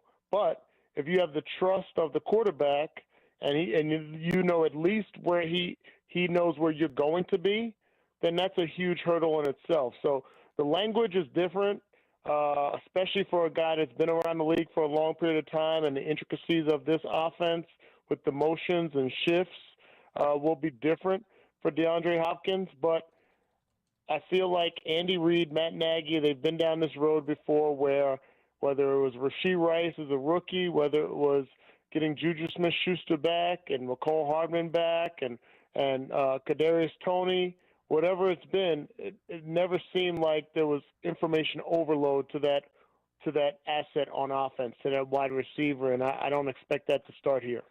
Not to get super in-depth when it comes to football and breaking it down, but I actually think that's going to be the biggest challenge for Hopkins based on what he's done the last couple of years. Is I saw a stat that said that he only had five times over the course of this season has he gone in motion. The Chiefs last year, 44 of their catches went to a receiver that went in motion. Like, in terms of how their offenses function, it is going to be drastically different than what he's been. I also think that's going to free him up and find open spaces that he didn't always have in Tennessee. Oh, absolutely. I think there's a difference. I mean, you think about the Peyton Manning, Marvin Harrison days where Marvin Harrison lined up on one side of the field, and he didn't go in motion, didn't move, and you knew exactly where it was, and they had some different interaction, different communication, and they made it work to the tune of Super Bowls and Hall of Fame careers. It's different. and the Chiefs. That's what we bring to the table. When I'm calling the game from the booth, it's amazing to me how many times, and I challenge you and a lot of the fans that are listening. Look at how many times the Chiefs break the huddle with 15 seconds or more left on the play clock. Part of the reason why they do that is so that Patrick Mahomes can maneuver guys, can set up those shifts and motions so that he can get a tell by what the defense is doing and then make the play according to what the defense has given him. It hasn't necessarily been as efficient this year as we've seen it in the past, but that's the way this offense works. So the key component of that is, okay, when DeAndre comes, what aspect are they going to ask of him? Will he be just the guy that's lining up on one side and everyone else be required to handle the motions and shifts until he becomes comfortable with it? Or will he be inserted in a way where he'll have 10, 20 plays that here's what you do, here's what's going on, Patrick, if at all possible, don't audible to anything, don't make anything confusing, let's just utilize him until he gets in the flow of it. I think the other component is that we just had the bye week, and I think that's a spin that doesn't necessarily help this circumstance, because had we had a late season bye, then at least you could feel comfortable in knowing that there was a free week coming up where somebody like Hopkins can get reacclimated or get more acclimated to the communication and the language, but that's not the case. So he's going to have to hit the ground running, and I don't expect him to be a 50-play guy. He's going to have probably 10, 20 plays on offense, and to try to simplify things until he gets up to speed. Right now, we're joined by Danon Hughes of the Chiefs Radio Network, getting his thoughts on the trade that sends DeAndre Hopkins to Kansas City. I was a little bit surprised by this move, by this aspect. This is unlike any receiver that they've brought in during this Brett Veach era. They usually like the 6'1", 185, blistering fast receiver. I don't think they've ever had a guy like this. Like, you can argue Sammy Watkins in a lot of ways, but he's not the kind of receiver that DeAndre Hopkins is. They've never had the 6'3", physical, big catch, kind of contested catch wide receiver. This is very, very different than the wide receivers they usually bring in. Yeah, I would say this. If you had to get someone to specifically replace Rashee Rice based on what he was bringing to the table and his skill set, etc., you can make an argument that DeAndre Hopkins is pretty darn close. Outside of that, the one pass against Cam Taylor-Britt and the Bengals where Rashee Rice just went right past him down the sideline, we very, very rarely had seen him work outside the numbers in the conventional route tree. He was a crossing route guy, slant routes, possession guy with speed after the catch and physicality. That's kind of what you're getting with DeAndre Hopkins. He's a guy that is going to find openings in the defense, sure-handed, he's going to catch the ball. He can be dangerous after the catch, but mainly he's going to be a big-body guy that if you put him in space and get him the ball quickly, he can be an asset to the offense. So I feel like, yeah, if you were asking him to replace a Xavier Worthy type of role in this offense, it might be different. But if you think about what Rashee Rice has been, I feel like DeAndre Hopkins can kind of fit that mold. Yeah, that's where I think he's going to be utilized, where when you think about the kind of routes that they had Rashee Rice running, it was kind of more of that underneath drag routes like you're talking about. Yep. That's where I think he's going to be a pretty good fit for this team, and for a team that has just struggled with wide receivers and hands and reliability. One player I know who's not dropping the ball, it's DeAndre Hopkins. He might have the best hands in the league, and the guy's been in the league since 2013. Yeah, definitely a guy that is very dependable, and catching the ball is key. Now, here's the other little trick about this is Patrick Mahomes is not your conventional guy that drops back, plants his right foot, and throws on schedule. There's a lot of improv. He likes to stretch out the plays. It's key that the wide receivers and tight ends and even running backs are on the same page with him. You know his movements. When he's moving across the field, where do you move to stay in his vision? When do you move away from him and expect him to throw the ball across his body like we've seen on many occasions. That takes some time. So DeAndre Hopkins has been a part. Like, this is not Will Levis. Like, he's not going out there with Mason Rudolph. Maybe it's comparable to what he had with Deshaun Watson early in Deshaun Watson's career. But for the most part, the improv is going to take a little time for these guys to get on the same page with Patrick Mahomes and what he does when he maneuvers outside the pocket. So that's a component that time will tell.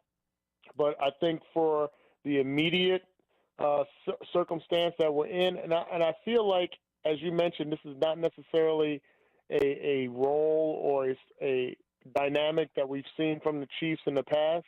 Well, we haven't necessarily seen the Chiefs lose their top 3 receivers as well. So there's desperate times, maybe a little bit of desperate measures here, but going after him, only having to give up a 4th-round pick, I think it makes sense when you're standing at 6-0 and you don't know if Rashee Rice is going to make it back, when Hollywood Brown will be available, and then now Juju Smith-Schuster with the hamstring. It makes more sense by going out and getting somebody that can fit right in. If I had to give this move a grade, I'd give it around a B+.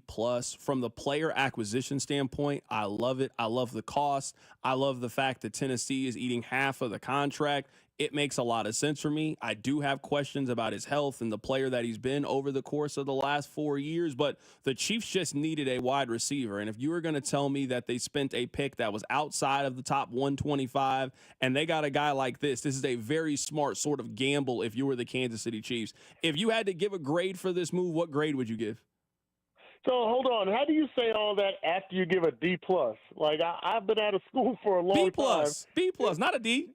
Oh, I thought you said D, like Danon. All right, B+. Okay, I agree with that. I would definitely say the same thing. A B+ at this time, based on the availability, based on what you had to give up for him, the dependability of that type of pick. I think it's a B+ as well. It's a smart move. Now, if Juju was healthy, maybe you would wonder. But if you got, and this is the thing, we are a Super Bowl caliber team. We are a team that's looking for a 3rd straight Super Bowl win, and the time is now. And we're 6-0. And you don't want to falter towards the end of the season, because you got to think about it from this perspective as well, Carrington. What if another guy goes down? Where would you be at that point? You might be more desperate. You might have to spend more capital to get somebody at the caliber of DeAndre Hopkins, and without the bye week coming up, you'd be more pressed in trying to get somebody to plug and play quickly with a bulk of the offense on their shoulders. Right now, you can kind of bring him along. I think it's a smart move. I really like it. I'm excited to see how he can impact this offense from just a professional standpoint, and then impact the other younger receivers. Who knows? There could be a boost across the board. Danon, if you had to guess, are they done in your opinion? No, I don't think so. I think Nico Remigio, Justin Ross, those guys on the practice squad. They signed Powell back to practice squad. You know what you're kind of getting with them. So if you get into a situation where the receiving core is depleted even more, then you got some troubles, you got some questions, and to me, I would not be surprised, Carrington, if they went out and got someone else. I think in this circumstance, when you are kind of ahead of the pack in regards to positioning as number 1 seed and what we're trying to accomplish this season, I think the door is always open. The sale is not over, I guess. We're still going to be shopping to make things happen. That is Danon Hughes joining us on the show today. He is with the Chiefs Radio Network. You can hear him on the call as the Chiefs go to Las Vegas to take on the Raiders. Danon, man, happy to have you on the show. You know what? Let's do this again. All right, man. Sure, you know my number. You've had it for all these years. Don't act like you just found it, like the yellow pages or something. You had to get it. That is our guy Danon joining us on the show today. We don't really have Danon on the show very often, Rob. You know what? I'm blaming you for that. No, I'm not taking any responsibility for that. Rob, you are the person that is in charge of that. I'm blaming you. Here's the deal. I feel like I'm in a no-win situation. Danon Hughes and Tim Fitzgerald aren't on the show enough. Oh, it's Rob's fault. We get someone else on the show. Wow, Carrington, great booking job by you. Yeah. It's a no-win for me. Yeah, I mean, it depends on who the guest is and what happens. Yeah, no, some guests I'll take credit for, and then some things I'll blame on you. No, that's you know what, man? What they say, blank rolls downhill. I hate to tell you, sometimes it's your fault, even when it's not your fault. Am I the only one that thinks this, getting back to very serious Chiefs things? Have they ever acquired a receiver like DeAndre Hopkins? Has Patrick Mahomes ever thrown a pass to a player like DeAndre Hopkins? I'm not talking about his accolades, and we can get to that coming up in a bit, because if we are saying over the course of the last 30 years of Chiefs history, he is on the short list of the most accomplished player that they have acquired. The very short list. I mean, Ty Law is on that list. They had Darrelle Revis for 2-3 weeks. DeAndre Hopkins is on the short list of, he is one of the better trades, free agent acquisitions in terms of his standing in the league that they have ever required. Have they ever brought in a receiver? Has Mahomes ever thrown a pass to a receiver with a skill set that's similar to his? Maybe you could argue Juju, and they're very similar kind of receivers. And I love Juju. He's not DeAndre Hopkins. Maybe you would argue Sammy Watkins, but Watkins has always kind of been known as a little bit of a burner kind of receiver, not necessarily the kind of big contested catch guy. I don't think Mahomes has ever had a receiver like the kind of receiver he's about to have with DeAndre Hopkins. And how does that guy fit into the offense? Think about how many times over the course of the last 4 years we have said the Chiefs have their jet sweep guy. Half of the guys on their team are jet sweep guys you want to use as a gadget player. You want to get them the ball on a screenplay. That's not the kind of wide receiver that DeAndre Hopkins is. I cannot think of a player who is contested catch guy the Chiefs have ever targeted. I'm trying to remember if there was anyone close to this. On the text line says Kelvin Benjamin. I mean, I guess technically, but Kelvin Benjamin's time in Kansas City was short and forgettable. That was around the time that Booger McFarland was calling him a tight end because he was a Popeye's biscuit short. That's the only example, though, right? And, I mean, if you're saying Kelvin Benjamin never played another NFL game after leaving Kansas City. You might not be the highest on DeAndre Hopkins, but DeAndre Hopkins is still an NFL player. That is not what Kelvin Benjamin was when they got him. They got a guy who had 1 foot out of the league. Kelvin Benjamin played for 3 games for the Chiefs. He had 2 catches for 26 yards, and we have never seen from or heard from him again. That's not what DeAndre Hopkins is. He will be in the league next year. Maybe that destination is in Kansas City. We'll see how the rest of this year goes. But somebody is going to want 33-year-old DeAndre Hopkins last year. Kelvin Benjamin was out of the league at age 27.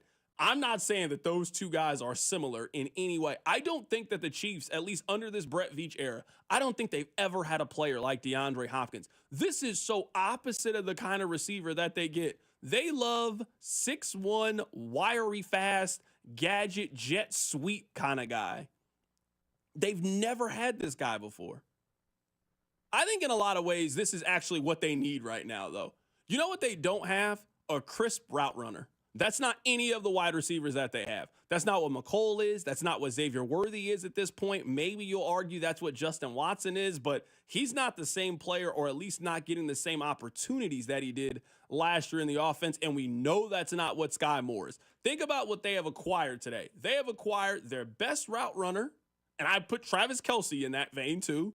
Their best route runner, the best hands on their team, and the most reliable and dependable pass catcher. They acquire all 3 of those traits in one individual, and it cost them a pick somewhere, if you look historically, somewhere between pick 130 and pick 155, and it cost them less than $3 million.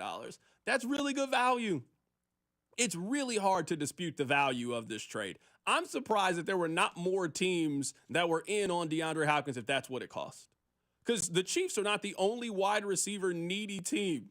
I'm looking at San Francisco right now. San Francisco just lost Brandon Ayuk. They also lost Deebo Samuel. Why was San Francisco not in on this deal if that's all it costs to go get D-Hop? Why are the Saints not in on this deal if that's all it costs to go get D-Hop? A 5th-round pick that could become a 4th-round pick for $2 million for a guy that you think still has a little bit of juice and can help you in the red zone? Like, I think he's now turned into their second-best red zone option behind Kareem Hunt. Who else do you trust more in the red zone on 3rd and goal that they got to throw a fade route to over what they just acquired in D-Hop? The bar for this move to work, I think, is relatively low. Someone made the comparison earlier. If you were telling me that he is what Odell Beckham was to the Los Angeles Rams a couple of years ago, I'll take it. You could tell it took about a month for Odell to get going. He then joined the Rams. He was really productive in the postseason, and he was pretty reliable for them down the stretch. If that's what they just acquired for a 5th-round pick, sign me up. Coming up on the other side, we'll get to the top stories of the day in Kansas City. DeAndre Hopkins is the newest member of the Chiefs. We're going to be joined by Sam Munson, formerly of Pro Football Focus, also with the 33rd team. He is going to call in on the other side. We'll get his thoughts on what kind of fit D-Hop is in Kansas City. Keep it right here, so Drive. The Drive with Carrington Harrison on your home for Kansas City sports. 96.5, The Fan. Brought to you by DM Injury Law. Have you or a loved one been in a car wreck? Contact DM Injury Law today and get the money you deserve. Car wreck? Remember, Mike's got this.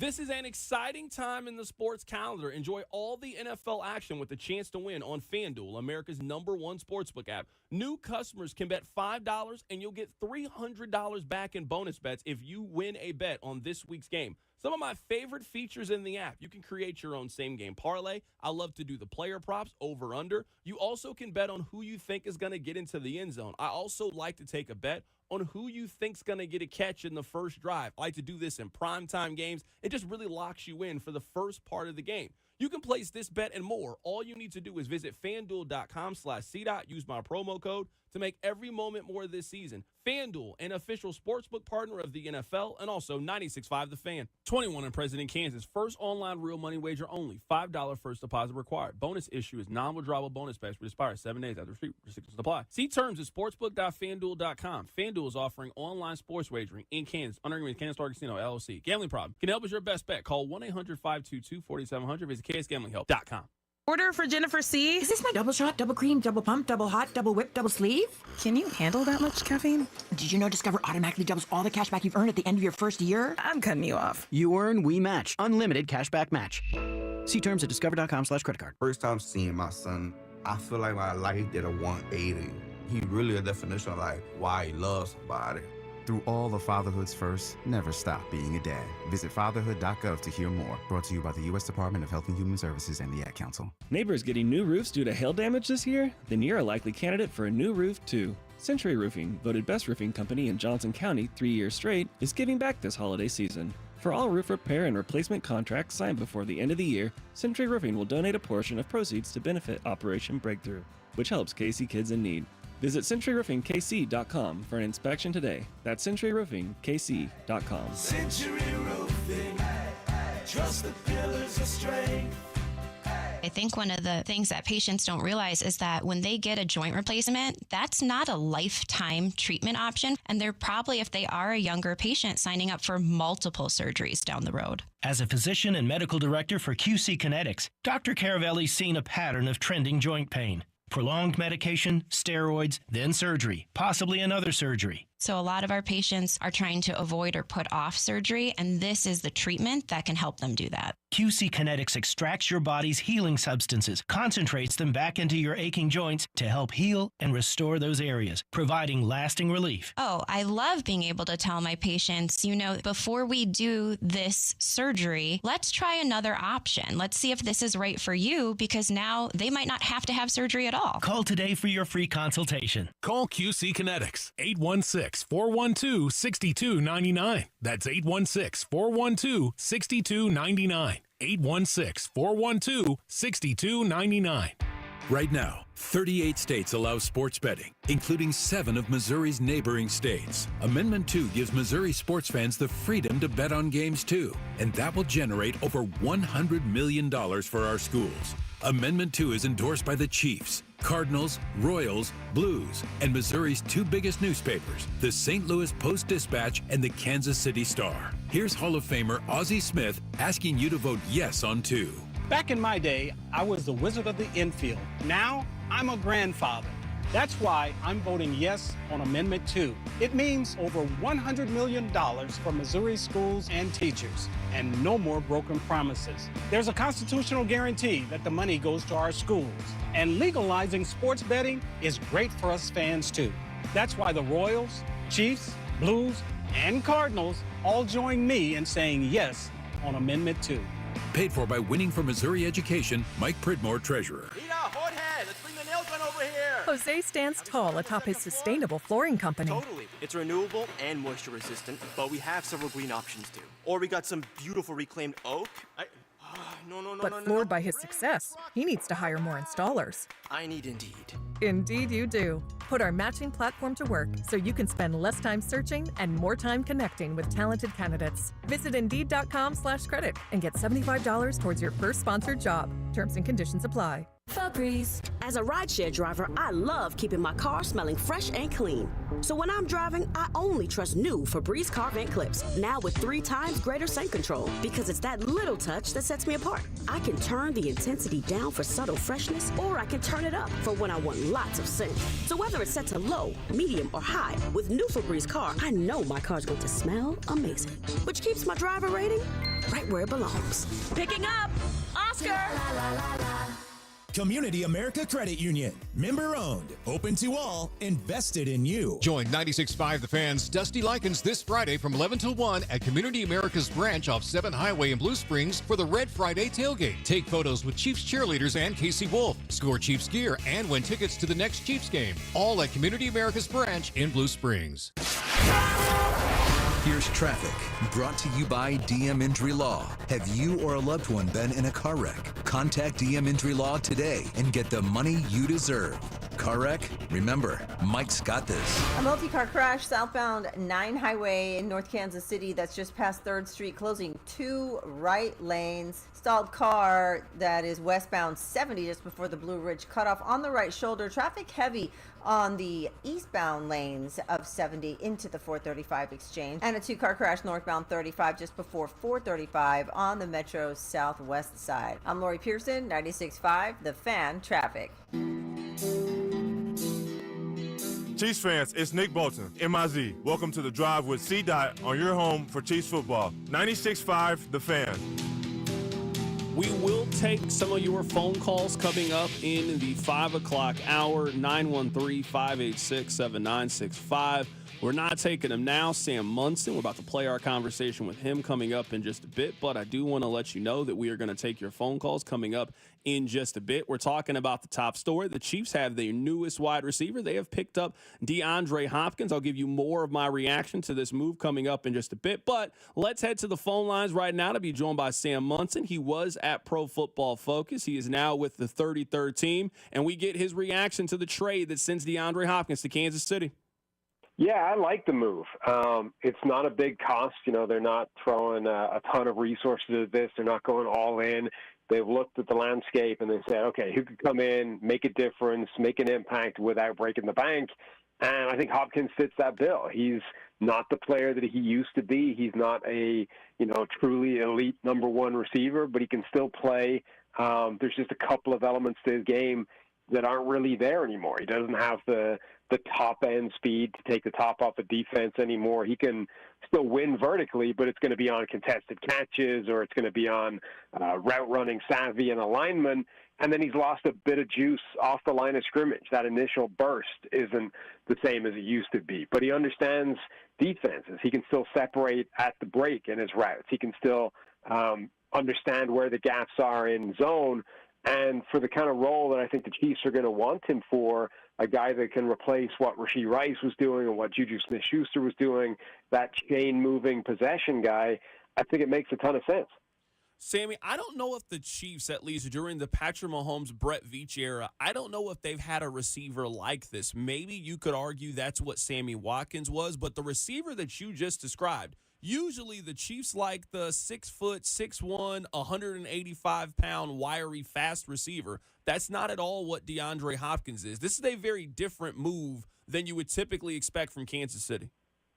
Yeah, it is, but I think it sort of fits the players that they've been losing. You know, Rashee Rice, I think, kind of discovered something for them last season when he emerged and they realized they could move the chains over the middle from the slot without having to go to these sort of perimeter wide receivers, keep things tighter, and use a lot of run after the catch skills. And I think that really unlocked something for this offense. And then obviously Rice goes down with that knee injury. Juju Smith-Schuster's not the same type of receiver, but from a lineman and from a passing game standpoint, he can do some of the same things without the same threat after the catch. And I think that's what they're trying to replace. You know, they're going to rely on Xavier Worthy to provide the deep threat, the scare, the ability to take the top off a defense and back secondaries off. But they really want to maximize just their ability to keep the chains moving with Travis Kelce and with another reliable target underneath. Right now, we're talking to Sam Munson about the trade that sends DeAndre Hopkins to Kansas City. Let's talk very quickly about the compensation. I think it's kind of hard to poke holes in the compensation. You gave up a 5th-round pick that could be a 4th-round pick if the Chiefs go to the Super Bowl, and you try to address one of your biggest and most important needs. I think from a compensation standpoint, this is pretty good. I am curious to get your opinion. What trade do you think would have made more sense? Do you think it's the one that sent Amari Cooper to Buffalo a couple of weeks ago, or the one that brings DeAndre Hopkins to Kansas City? I think Amari Cooper is a better player right now, and I think he can do more things in the offense than the current version of DeAndre Hopkins can. You know, I probably would have been looking to make that deal happen, but that's more expensive. You know, that was giving up a higher pick, and the Chiefs, you know, part of their thinking, I think, in this deal is they did not want to give up a pick of significance, I guess is a way of describing it. Like, either way, you know, the worst this can be is a 4th-round draft pick. Most 4th-round draft picks are not impactful players. So I think that's a roll of the dice you take any day of the week, particularly when I think you have multiple 3rd-round picks next year. So I think they can give up that kind of draft capital and not have to be concerned about it. So I think this is a better move for what the Chiefs wanted. I think it makes a lot of sense if you go at it through those parameters. I mean, everybody has a budget. When you go to buy a TV, when you go to buy a new couch, everybody has a budget. I do think it was very clear that the Chiefs didn't want to spend a top 100 pick. A player that I really wanted was Deontay Johnson. I thought he fit not only a short-term need, but a long-term need. But again, if you were talking about the Chiefs sort of needed a rental player to get them through the rest of the season, this is one of the best options they could have gone with. Yeah, agreed. And I think that's what they're looking for because, you know, theoretically, they're getting these guys back at some point. Maybe it's after the season, you know, maybe we're talking about 2025 and beyond, but they don't need a guy that can come in and change the whole dynamic of the receiving corps for the next couple of years. They need somebody that can get them, keep their chances of a three-peat alive this season. And I think Hopkins is a perfect fit for that. There are other receivers that would be as well, but they're either way more expensive or they're bringing in that multi-year sort of future aspect to it as well, which just muddies the waters. Right now, we're talking to Sam Munson of the 33rd team, getting his reaction to the trade that sends DeAndre Hopkins to the Kansas City Chiefs. It sounds to me, Sammy, that from a fit perspective, you think this fit makes a lot of sense. When you look at these numbers and you kind of dissect these players, how long does it typically take to kind of get a player ingrained into the offense? We saw Amari Cooper. He had 4 catches for 66 yards and a touchdown. How long do you think it could take to kind of get DeAndre Hopkins in full stride, so to speak? I think it'll take a few weeks to get him, you know, really up to full speed and doing everything. You know, you can get a guy on the field. You can have him working with a sort of section of the offense basically immediately right away, but that's not going to give you the full access, the full breadth to everything that he can do. That's going to take a couple of weeks. You know, a lot of it depends just how quickly he's able to pick up the offense, and obviously that varies player to player. But I would imagine he plays right away, and then over the next couple of weeks they scale up his involvement and his, sort of full reach within the offense, and then we'll get to see what real impact it has. What letter grade would you give this trade? I think it's a great trade for Kansas City. I think this is a B+, an A-. I think it's right up there with as good a job as they could have done given where they are. They're in a tough spot. They've lost a lot of guys to injury, but most of them are not long-term sort of future-changing injuries for this team. They needed a stopgap. They needed a short-term guy that can come in, potentially make a pretty sizable impact in a fairly distinct role for them, and they didn't want to break the bank and making it happen. I think they've achieved all of that. That is Sam Munson of the 33rd team joining us on the show today. I would 100% agree. I think the Chiefs had a very clear guideline of what they were looking for. I think they had a shopping list, and I think they went out and they found a player that fits almost every single thing they were looking for. I think there are a lot of reasons to like this trade. I think there's a lot of reasons to like the compensation that they gave up to acquire the player, and I think this is a price that you can live with. If you look at it historically, let's say that they don't make the Super Bowl. Last year, they would have given up the 155th pick. Let's say that they do make the Super Bowl. They would have given up the 134th pick, and you will absolutely do that trade if that means that this team gets back to the Super Bowl, and DeAndre Hopkins is a major part of what they're doing. It's going to take some time, you would guess, to kind of become the player that you think he can be in this offense, but the Chiefs certainly have a lot of time. For a team that has an opportunity to be the 1 seed in the AFC and win their division, they're going to have 2 or 3 weeks to ramp up, and once they get past the Buffalo game, it's kind of open for the rest of the way. There's not a whole lot of, I would say, mines in this schedule where I think the Chiefs are going to have a room to run a little bit and really kind of work some players in as they get ready and prepared for the postseason. Coming up at the top of the hour, we will take your phone calls in the 5 o'clock hour. If you want to call in, 913-586-7965. We are talking about the top story. The Chiefs have finally made a move. DeAndre Hopkins is coming to Kansas City. Keep it right here. So Drive. The Drive with Carrington Harrison on your new home for Chiefs football. 96.5, The Fan, brought to you by DM Injury Law. Have you or a loved one been in a car wreck? Contact DM Injury Law today and get the money you deserve. Car wreck? Remember, Mike's got this. Here's traffic, brought to you by DM Injury Law. Have you or a loved one been in a car wreck? Contact DM Injury Law today and get the money you deserve. Car wreck? Remember, Mike's got this. A multi-car crash southbound 9 Highway in North Kansas City that's just past 3rd Street, closing 2 right lanes. Stalled car that is westbound 70 just before the Blue Ridge cutoff on the right shoulder. Traffic heavy on the eastbound lanes of 70 into the 435 exchange. And a 2-car crash northbound 35 just before 435 on the Metro's southwest side. I'm Lori Pearson, 96.5, The Fan Traffic. Hey, it's Cody and Gold, and for those of you who've been listening to the show for a while, you know all about our friends over at Centric and how you can find a brand new career in as little as 4 months. But did you also know that you can work with your current schedule with some of their flex options for learning online or in person? Maybe you're just getting out of high school and want to start that career now and that career path now, or you're looking for that change with better advancement, better pay. Centric can do those things for you. They have plenty of funding options like the GI Bill. You just got to go talk to our friend Russ at Centric.com. That's CENTRIQ.com. eBay Motors is here for the ride. 120,000 miles of night drives, daily commutes, and who knows how many. Are we there yet? Through countless fixes, elbow grease, and a new radiator, you kept your ride alive. With eBay Motors, you have over 122 million parts to keep it running. And with eBay Guaranteed Fit, they'll be the perfect fit every time. Plus, at these prices, well, we're burning rubber, not cash. Keep your ride or die alive at ebaymotors.com. Eligible items only. Exclusions apply. Right now at Wendy's, you can get a small Frosty for $1. And literally everyone is going. The car behind you, going to get a $1 Frosty. The car ahead of you, already had one, going for a second. The person who cut you off earlier, you guessed it, $1 Frosty. Maybe it's all a sign for you to go get one. Just don't cut anyone off. No one likes that person.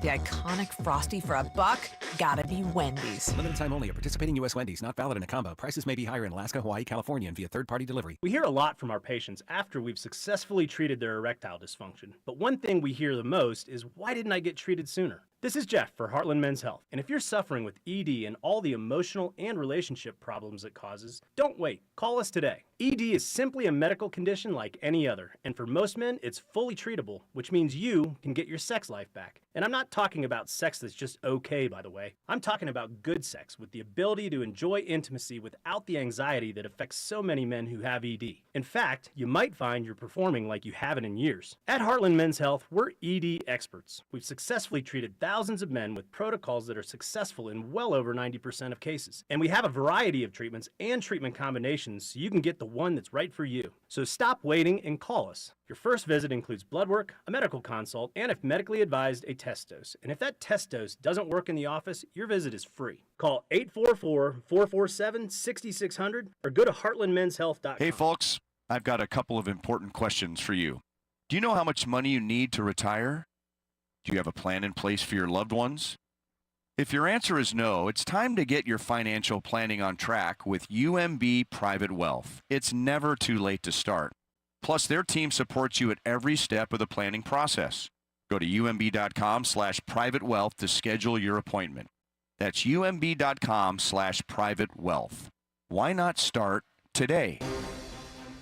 Tune in this week to Kickoff with Boomer and Valenti, where they break down all the headlines in the NFL, presented by T-Mobile. Head to T-Mobile.com and get a great deal on the iPhone 16 Pro. When it comes to car buying, you deserve options. So at Volkswagen Lease Summit, we have 3 incredible promotions to pick from. Choose no payments for 90 days, 0% APR for up to 60 months, or we'll double your down up to $3,000. Pick out your car, then pick your promo at VWLeaseSummit.com. It's Wrangler season out there. Warmer days, cooler nights, open roads, endless horizons. And you need to be ready in jeans made for the unpredictable. Wrangler, for the ride of life. Shop our newest styles today at Wrangler.com. Whether you're tinkering in your garage or tackling big projects, if you know the value of working with your hands, you know Harbor Freight. And you can be confident knowing that at Harbor Freight, you can get quality tools at prices that work just as hard as you do. Because the only thing more satisfying than a job well done is a job well done, well under budget. Whatever you do, do it for less at Harbor Freight. Keep it twisted all year long with Twisted Tea Hard Iced Tea. Twisted Tea is real iced tea that packs a punch with 5% alcohol. Tastes great at the beach, the mountains, or even in your backyard. Look for the bright yellow Twisted Tea cans. Twisted Tea Brewing Company, Cincinnati, Ohio. Please drink responsibly. Chiefs coverage is brought to you by Comfort Systems Heating and Cooling, serving all of KC. From maintenance to emergency repairs, Comfort Systems Heating and Cooling will keep you warm when it matters most. Contact us today and stay cozy all season long. Comforting people is what we do. Comfort Systems is right for you. MyComfortSystems.com. What's up, KC? It's Trent McDuffie. Catch the play-by-play all season long with Mitch, Danon, and Kling right here on your home of the Chiefs. 96.5, The Fan. KFNZ FM and AM, HD1 and HD2 Kansas City in Odyssey Sports Station. All right, congratulations on getting through your 9 to 5. Thank you so much for listening. It is The Drive here on 96.5 The Fan. The 5 o'clock hour is going to be a combination of a lot of things. I will tell you what I think about DeAndre Hopkins. Rob will as well. We can take your phone calls if you want to call in. We usually don't take phone calls in the 5 o'clock hour, but for a day like today, I do want to give you an opportunity. If you want to chime in with your thought, you can do so, 913-586-7965. We'll also read some of your text along the way. I also want to play some cuts and comments from some of the guests that we have had along the way. Let me start with my feelings and emotion about this move. I like this trade for a couple of different reasons. I think we now have a better understanding of what the parameters were for the Kansas City Chiefs to go out and make a move. I do not think the Chiefs were interested in trading a top 100 pick to acquire a rental wide receiver. That eliminates Deontay Johnson. In some ways, that eliminates Amari Cooper. They also were going to need the other team to eat some of the financial burden of it. So that eliminated the Rams and Cooper Kupp in a lot of ways, and you needed to find somebody that fit your financial restrictions. They found a player that does both of those things and also fills the need of a kind of player that they don't have currently on the roster. They needed additional wide receivers. Now, I know that in some ways we have tried to create some kind of fear factor challenge for Patrick Mahomes to see how little weapons and help we can give you and see if you can still win the Super Bowl. That's not a game that I'm interested in continuing to play. This team didn't have a lot of healthy bodies in that wide receiver room. They were going to need to go out and do something. Now, I will be transparent. I did want them to go get Amari Cooper. I still rather, in hindsight, make the Amari Cooper trade than make this trade. But if your argument for this move, and I think it is a very fair argument, if your argument is, I also liked Amari Cooper, but he's a little bit more expensive, and I think the production is going to be comparable, but we're going to get a similar player but spend, I would say 25% less. If Amari Cooper hits what the projection is, he becomes a third-round pick, so he's a top 100 selection. That's not what DeAndre Hopkins can be. He can only be a fourth-round pick. If you want to kind of put that in well, what number pick is that? Last year, their fifth-round pick was 155. Their fourth-round pick was 132. So if you were telling me that the Chiefs traded either the 155th pick or the 132nd pick for $2.7, $2.8 million, somewhere in that range, and they also got a guy who is a fringe Hall of Famer who should come in here hungry, ready to prove something, in the best situation that he has ever had. DeAndre Hopkins has never played in the AFC or NFC championship game. That is all Patrick Mahomes does for a living. So you were telling me that in this trade, he is in line to play in the most important games that he ever has. If you want to think big picture and legacy, because we know that these guys think this way, if this works out for DeAndre Hopkins, he's going into Canton. I don't think today that DeAndre Hopkins is into Canton. Now, maybe my bar is too high, but I don't think that today, if DeAndre Hopkins stopped playing football, I do not think he gets voted in. But if you have the resume that you have and you also play and win a Super Bowl, that changes things. That puts you in a different conversation. So if you were talking about why you would come in very focused, very motivated, wanting to help, do whatever you need to be a good teammate, to be healthy and be on the field, I think there are a lot of incentives and reasons for DeAndre Hopkins to be very motivated to make this move and be put in an opportunity that he has never had at any point in his NFL career. So to me, there are two different sides of this argument. There is side A, which is the player acquisition cost. I don't know how any single person can complain about what they gave up to acquire this player. Now, I'm not Rob. I do think that draft picks are important, but I also think that draft picks are there to try to strengthen your roster, and there are different ways that you can do it. You can use those draft picks to move up and go get a player that you really like. You can use the draft pick and get a rookie cost control contract. You also can use one of those lottery tickets and trade it in at the front and go get something that can help you right now. The Chiefs don't need wide receiver help in April. They don't need wide receiver help in May. They need wide receiver help right now. Sky Moore played in 33 snaps on Sunday. I don't have to tell you guys, Sky Moore shouldn't be on the field that much. This team needed wide receiver help now. And if you were telling me that they got wide receiver help for a pick that's outside the top 125, they got a guy with a proven track record, they got a guy with very, very reliable hands. The entire time that he was in Arizona, he had 3 drops. That's a weekend for Sky Moore. They had 3 drops his entire time at Arizona. So from a player acquisition cost standpoint, I love the move. A+ all the way. This portion of my grade, A+. Now, when we are talking about the player, I do think there are some reasons to be a little, I don't know about this when it comes to DeAndre Hopkins. He hasn't been a necessarily healthy player over the course of the last 4 years. It has been a knee thing. It was a steroid thing. It was a bunch of different things over the course of the last 4 years. He currently has a knee issue. He was contemplating getting surgery at the very beginning of the season. So we are talking about a guy who he's got some miles on him. For comparison, he was in the exact same draft class as Eric Fisher and Luke Joeckel. That was a long time ago. But I think it is fair to keep this in mind. The Chiefs don't need DeAndre Hopkins to be on the team for the banner raising. They really don't. They need him to be on the team between now and February. You need him for a short-term fix. We can figure out the long-term solution in the offseason. We can figure that out in free agency. We can figure that out next year in the draft. We'll figure that out when we get a clearer picture of what's going to happen with Hollywood Brown, what's going to happen with Rashee Rice. There is time for us to figure out our 2025 plan.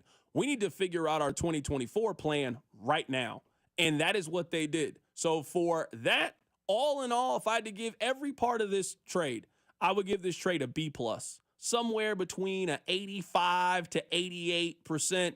I think this is a very, very strong grade for a team that needed a wide receiver. I want to play a couple of cuts for you guys, and we will do that in lieu of the hits today. So let's start with Zack Bingham. Zack Bingham covers the Tennessee Titans with A to Z Sports. We asked him earlier, what are the Chiefs getting with DeAndre Hopkins? A honed-in, excellent route runner that can be reliable and get to a spot. And the quarterback that the Kansas City Chiefs have can put it on that spot. And I also think you talk about a distraction to a defense while they're honing in on all of these speed guys and Travis Kelce and Patrick Mahomes' running ability. I think DeAndre Hopkins can find himself in space, and he may not outrun, a corner or a deep safety, but he still can get first downs and get big chunk plays to put the Chiefs in position to score. So it is, I agree with you, it's not the traditional Kansas City Chiefs wide receiver that we've seen, but I actually like it for the Chiefs. I think that you kind of got to go against the grain, and DeAndre Hopkins, I think, fits the mold of that. Can he come in and make an impact? We'll find out shortly. If you had to think of descriptions for DeAndre Hopkins, two things that I would say that you would use, you cannot say about any other wide receiver that they have. DeAndre Hopkins in his career has been reliable. DeAndre Hopkins in his career has been sure-handed. That's not the case for any other wide receiver that they have. They do not have another wide receiver that you trust on 3rd and 7 to get open. They don't have another wide receiver that you trust to make a tough contested catch. They don't have many wide receiver options that you think help you in the passing game in the red zone. I think he checks a lot of those boxes. There are some overwhelming positives still about DeAndre Hopkins, even at 32, 33 years old, that make him a player worthy of making this level of risk over the course of the middle of the season. I can't really think of too many scenarios between now and the end of the season where I would turn around and say, man, Kansas City shouldn't have made that trade for DeAndre Hopkins. He fills a need right now, and the acquisition cost is very, very reasonable. This is a good trade. Now, this to me is some of the negatives of acquiring DeAndre Hopkins. This is from Sam Munson of the 33rd team. Here he is describing the good in the player they just got. Here he is also describing the bad in what they have. Not the player that he used to be. He's not a, truly elite number one receiver, but he can still play. There's just a couple of elements to his game that aren't really there anymore. He doesn't have the top end speed to take the top off a defense anymore. He can still win vertically, but it's going to be on contested catches, or it's going to be on route running savvy and alignment.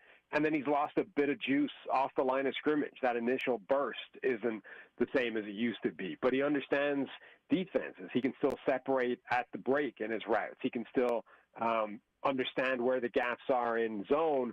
And for the kind of role that I think the Chiefs are going to want him for, a guy that can replace what Rashee Rice was doing and what Juju Smith-Schuster was doing, that chain-moving possession guy, I think it makes a ton of sense. I'll give you guys my analogy really quickly, and we'll take some phone calls here coming up. So if you want to chime in, now's the perfect time to do so, 913-586-7965. And I also want Rob to share his thoughts on this as well.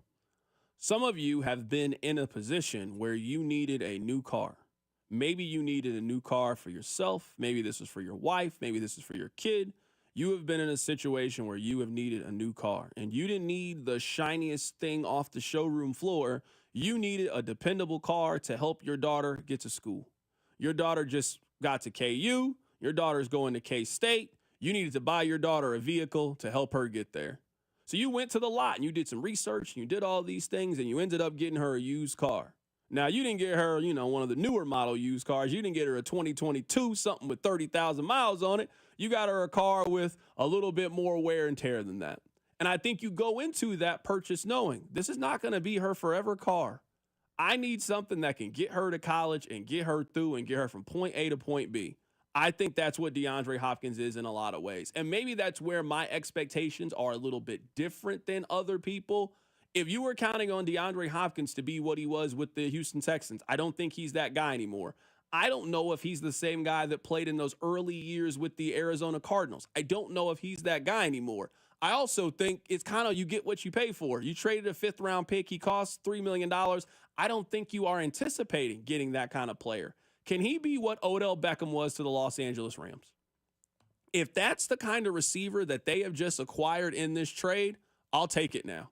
I am 100% with it if you were telling me that's the kind of player that you think he's going to be. If you go back and you look at what Odell Beckham was back in 2021 with the Los Angeles Rams, you will take that. They played 4 postseason games that year. Obviously, they won the Super Bowl. He had 4 catches for 54 yards, 6 catches for 69 yards, 9 catches for 113 yards in the NFC Championship game. He had 2 catches for 52 yards and a touchdown before he tore his ACL against the Cincinnati Bengals. If that's the player that they're getting or he can make a similar kind of impact, I love this move. I don't think the Rams were counting on Odell Beckham to be their forever wide receiver and be there for the next 4 or 5 years alongside Cooper Kupp. You remember they had an injury to Robert Woods. They needed a little bit of help. They went out and they got Odell Beckham, and Odell Beckham helped them win a Super Bowl that year. That's exactly what I think you're asking for DeAndre Hopkins to be. I like the trade, which I know is going to startle some because I have built the reputation on this show as draft picks over everything. But you know what? The Chiefs were in desperate times. Their wide receiver room was me, you, Xavier Worthy, and pick a fan from section 321, row XX, seat 4. That was their wide receiver room. Also Sky Moore, who was worse than everyone I mentioned. And you know what? They made a move, but it wasn't a panic move. It wasn't buying at too high a premium. It wasn't overspending. It was smart, and they got a player that they have had an interest in for what seems like 5 years now. They gave up at the very worst, a 5th-round pick. At the very best, a 4th-round pick for a rental player. And we just saw on this time last week, another rental player went for a 3rd-round pick. So you got a rental for a 4th-round pick at best, a 5th-round pick at worst. That is a really good deal. And you convince the other team, hey, we can't take him because of our salary cap situation. So they took on half of his contract.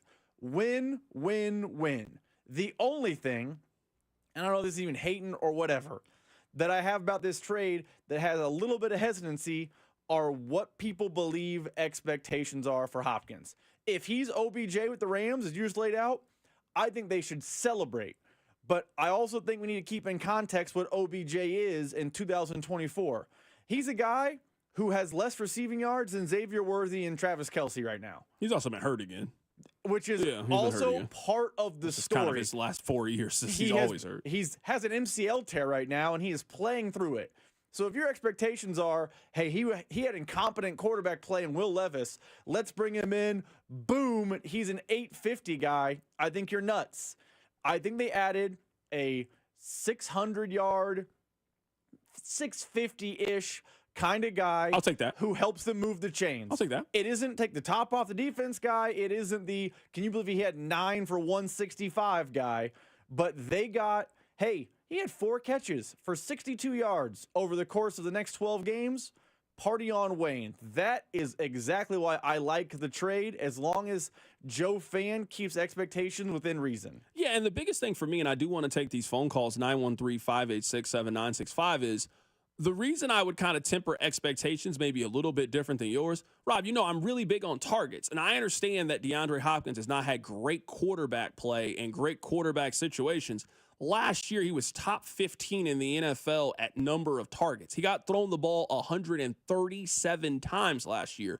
For comparison, DeAndre Hopkins had more targets than Mike Evans last year. He had more targets than Terry McLaurin last year, more targets than Chris Godwin. He had more targets than Travis Kelce did last year. So he got thrown the ball a lot last year. So yes, he did not have the greatest quarterback situation. He is also not coming to a team that is going to throw it to him on average 7 or 8 times a game either. I don't think that's what his role is going to be in the offense, and I think you're perfectly fine with that.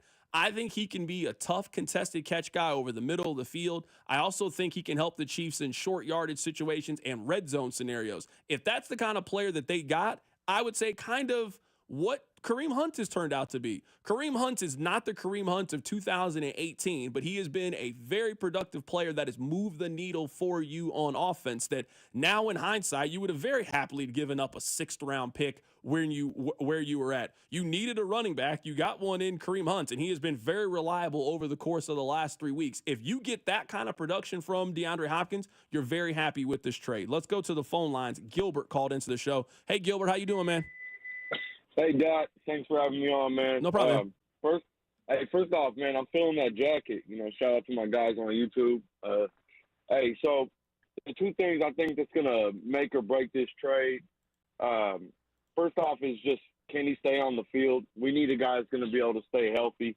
Because if he can stay on the field, I think he's going to really help us in a lot of ways. And I know a lot of this has been touched on, but I think he's going to help us beyond just the numbers. I think he'll draw attention to himself. Kind of what I think Kelsey's doing. Maybe get Worthy opened up if people are staring at him and Kelsey in this run game we got.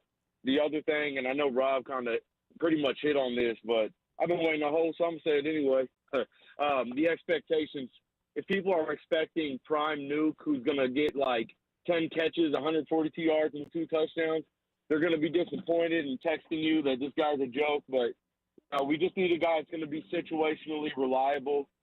3rd downs, red zone. Everyone's been saying it. I think we have a good grasp on what we got here. So I just wanted to share, man. Thanks. Love the show. Absolutely, Gilbert, man. I appreciate the phone call, man. I want to play for you guys what James Palmer had to say about this move and what Kansas City was willing to trade at the deadline to go improve the wide receiver room. I was hearing, a couple of days ago, it was like, yeah, we're going to make a move. We're just going to evaluate what we need to do. And the way that this deal ended up happening is is like a lot of deals. A lot of boxes need to be checked for a trade to end up happening. And for the Chiefs, it was, we didn't want to give up a day 1 or day 2 pick. We know they had 2 third-round picks in this upcoming draft, but they really wanted to make sure that they didn't do that. They didn't have a whole lot of salary cap stuff, so how could we find a way to get somebody that where, they're in a situation where the opposing team, they're a team that sees departing, is going to be able to eat some of that money? How much is it a fit for us? And all of those boxes need to be checked. And DeAndre Hopkins checked every one of those boxes with the way that this trade went down.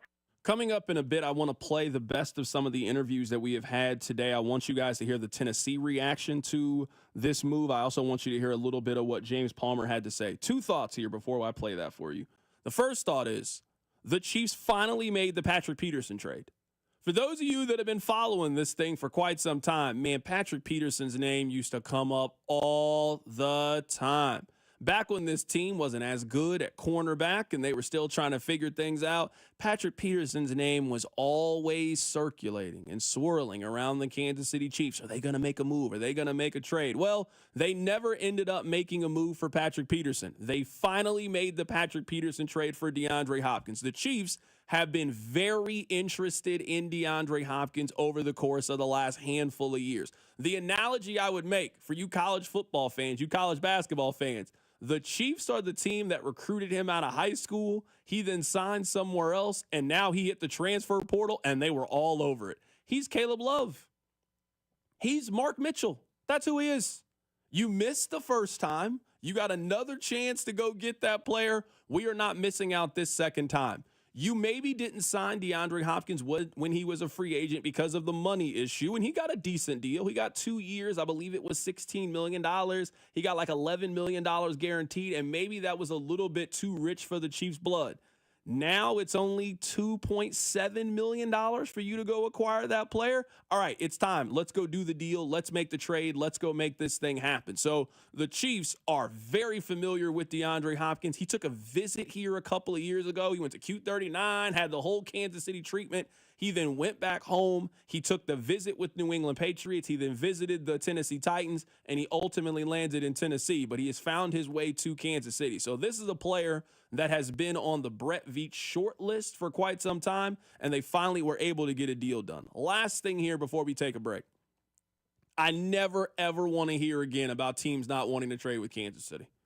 I understand that this might have been the small minority of people, and maybe this was just a narrative that never really made sense. I am telling you that conversation is dead. They could have got Amari Cooper if they wanted him. They didn't want Amari Cooper. They just got DeAndre Hopkins. Think about over the course of the last 4 or 5 years, when the Chiefs really needed a left tackle, when their left tackles were a turnstile at Worlds of Fun, they really needed a left tackle. Where'd they get the left tackle from? They got him from Baltimore. All right, fast forward. This offseason, we all knew they were going to draft a wide receiver. We saw how last season worked. We knew they were going to draft a wide receiver this year. What team did they trade with to go get Xavier Worthy? They traded with Buffalo, the team that they ended their season on the road. Think about that.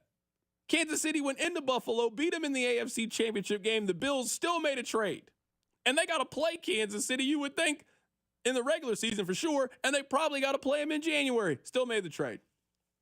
Now, toward the deadline, Tennessee's not in the conversation of those first two teams that I mentioned. Tennessee traded them to Kansas City and ate some of the contract. I don't want to hear it anymore. Sure. The Raiders were not going to give you Devontae Adams. The Chiefs also were not going to trade for Devontae Adams. I know that the Chiefs always love to say, oh, well, we called. You were not trading a second-round pick for Devontae Adams. You were also not eating the contract for Devontae Adams. You were not trading for him. I know they made a call on Cooper Kupp. They also were not acquiring Cooper Kupp. This is a far better trade than anything they could have done with Cooper Kupp. I much rather have DeAndre Hopkins than have Cooper Kupp, especially at what the Rams are asking for, what his contract looks like. This is a clean break. This is not Mr. Right. This is Mr. Right now. You got a wide receiver from now until Valentine's Day. You get the most out of DeAndre Hopkins, and maybe he comes back next season, but trust me, he will come back on a 1-year, very friendly deal as he will be a 33-year-old wide receiver. Coming up on the other side, we will head to Tennessee to get you guys the Tennessee reaction to the trade. Keep it right here, so drive. The Drive with Carrington Harrison on your new home for Royals baseball. 96.5 The Fan. Brought to you by DM Injury Law. Have you or a loved one been in a car wreck? Contact DM Injury Law today and get the money you deserve. Car wreck? Remember, Mike's got this.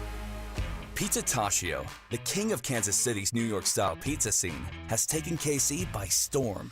Pizza Taccio uses the highest quality local and organic ingredients, hand-tossed by KC natives. Oh, and did I mention they were voted KC's favorite pizza? Place your order now for pickup or delivery at pizzataccio.com. Or stop in for a slice at any of their locations in OP, Midtown, North KC, St. Joe, Waldo, or Belton, and dive into the taste that's conquering Kansas City, one slice at a time.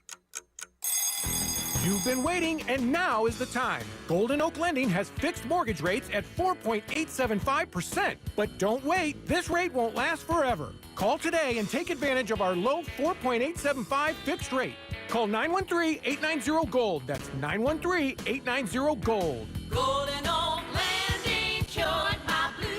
5.784 APR, FHA, 15-year, 20% equity, qualified credit. Additional terms apply. NMLS 114937. Have you or a loved one been diagnosed with cancer? You want the most knowledgeable physicians with the latest technology. That's KCPI, the Kansas City Proton Institute. KCPI has a full suite of the most advanced imaging and treatment technology necessary to localize high-intensity proton beams. That's a critical part of maximizing cure rates while minimizing recovery time and long-term side effects. Proton therapy provides patients with the most advanced form of radiation treatments for cancer. It destroys cancer cells with supreme accuracy, reducing the risk of harmful side effects. KCPI has Kansas City's first and only system that uses pencil beam technology therapy, resulting in precision targeting and less radiation to your surrounding healthy tissue. Proton therapy is now available in the comfort of an office at KCPI, making it more efficient and affordable than a hospital. So contact KCPI for the most knowledgeable physicians with the latest technology. Don't wait. Get precision technology with the highest safety measures with KCPI. Online at kcpi.com. What's up, Kansas City? It's Mitchell Schwartz. You know, there's nothing easier to enjoy than watching the Chiefs with some wings and an ice-cold Bud Light.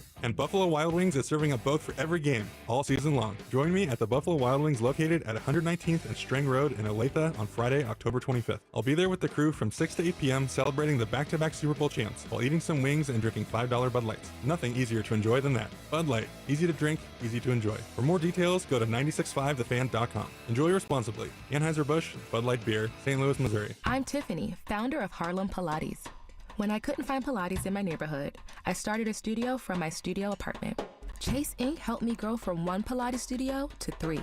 Because when you start small, you're going to need some big help. With the Chase Inc. Business Cash Card, you can earn up to 5% cash back on business essentials, so your business can go from here to possible. Chase for Business. Make more what's yours. Real business owner compensated for their participation. Cards issued by J.P. Morgan Chase Bank, N.A. member FDIC, subject to credit approval. Terms apply. This is the story of the one. As a warehouse manager, her job is to transform chaos into clarity and to see patterns where others see problems. Luckily, she's got a partner who shares her perspective. Grainger offers over 1 million industrial-grade products, backed by real-person support and in-depth online resources, so she can tackle every task with precision and turn potential setbacks into streamlined success. Call clickgrainger.com or just stop by. Grainger, for the ones who get it done. I'm at the movies, asking people if they'll switch seats with me for $574. Here, take mine. So what about $574 if you switch your home insurance to Allstate? Too much work. Not if you call them. They handle the switching. Now, that's a plot twist. Shh. Check Allstate first, and you could save hundreds on quality home insurance today. You're in good hands with Allstate. Not available in every state. Based on the national average annual savings for new home insurance customers surveyed in 2023 who switched to Allstate and reported savings. Savings vary. Community America Credit Union. Member owned. Open to all. Invested in you. Join 96.5 The Fan's Dusty Likens this Friday from 11 till 1 at Community America's branch off 7th Highway in Blue Springs for the Red Friday tailgate. Take photos with Chiefs cheerleaders and Casey Wolf. Score Chiefs gear and win tickets to the next Chiefs game. All at Community America's branch in Blue Springs. Join 96.5 The Fan and Bud Light for the Fans Football Show with Mitchell Schwartz or Sean Barber and Jay Binkley every Friday this football season starting at 6 at participating Buffalo Wild Wings locations. Enjoy $5 talls, prizes, and Chiefs gear. For a list of locations, go to 965thefan.com. Here's traffic, brought to you by DM Injury Law. Have you or a loved one been in a car wreck? Contact DM Injury Law today and get the money you deserve. Car wreck? Remember, Mike's got this. Seeing slowdowns eastbound 70, over 435, after 435, also into downtown on northbound 35, and southbound 71 from MLK through East Gregory. I'm Lori Pearson for 96.5 The Fan Traffic. Chiefs fans, it's Rashee Rice. Welcome to The Drive with Carrington Harrison on your home for Chiefs football. 96.5 The Fan. All right, there are two people I want to play very quick, short best ofs because I want you guys to hear their information. The first one is going to be Zack Bingham. He is with A to Z Sports in Nashville. Anytime we want to talk Titans, he is our go-to guy. He has been obviously following DeAndre Hopkins, following the Titans. We asked him, what kind of player are the Chiefs getting in D-Hop? Well, for Patrick Mahomes and Andy Reid, they're getting a reliable, experienced, seasoned veteran that can come in and help an already very good locker room. But he can be reliable.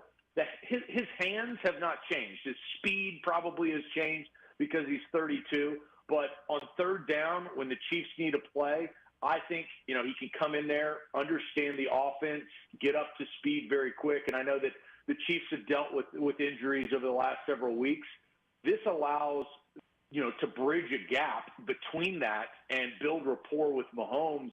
I think that they're getting a strategic play. They didn't have to give up that third rounder that we talked about last week that yielded in the Snead deal. It ended up being a fifth, maybe a fourth. So, I think it's a win for the Kansas City Chiefs, and I think Patrick Mahomes and Andy Reid will be pleased with the player that they got. How much gas do you think is left in the DeAndre Hopkins tank? At least the rest of the season, I'll tell you that. I mean, I think even with the MCL injury that we knew before the season started, I don't feel like that completely hindered him on the field, even in the action that we've seen. But beyond this season, I think it's the scope of DeAndre Hopkins and his mindset. He's a unique guy, and I don't know where he'll want to eventually end up or how long he'll want to play. But I do know that he has enough for this season, especially on a team like the Kansas City Chiefs that are going for a Super Bowl championship that DeAndre Hopkins has really never gotten close to. So I think all I can speak on Hop is at least this season, but I know he loves football, and there may be a future beyond. I am very interested in this move from this perspective. When you think about the kind of receiver that Kansas City likes, I mean, they draft a pretty particular style of wide receiver. They got McCole Hardman. They got Xavier Worthy. They got Sky Moore. They haven't really had a wide receiver of this pedigree, a little bit bigger, a contested catch guy, somewhat a go-get-it kind of guy. I am very intrigued to see what the fit looks like in Kansas City's offense. Yeah, well, they got a honed-in, excellent route runner that can be reliable and get to a spot. And the quarterback that the Kansas City Chiefs have can put it on that spot. And I also think you talk about a distraction to a defense while they're honing in on all of these speed guys and Travis Kelce and Patrick Mahomes' running ability. I think DeAndre Hopkins can find himself in space, and he may not outrun, a corner or a deep safety, but he still can get first downs and get big chunk plays to put the Chiefs in position to score. So it is, I agree with you, it's not the traditional Kansas City Chiefs wide receiver that we've seen, but I actually like it for the Chiefs. I think that you kind of got to go against the grain, and DeAndre Hopkins, I think, fits the mold of that. Can he come in and make an impact? We'll find out shortly.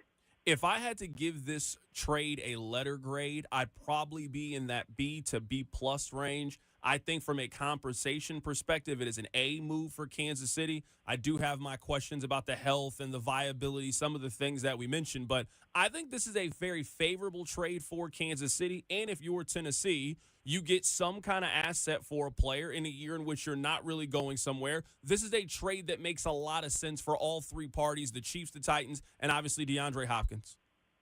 Yeah, and that's why they did it, right? The Chiefs, there was rumors swirling that, they were interested in Cooper Kupp with the price tag. The Titans were willing to play ball because they're 1-5. The Titans are not competing at the same clip that, the Ravens and the Chiefs are, right, for this season.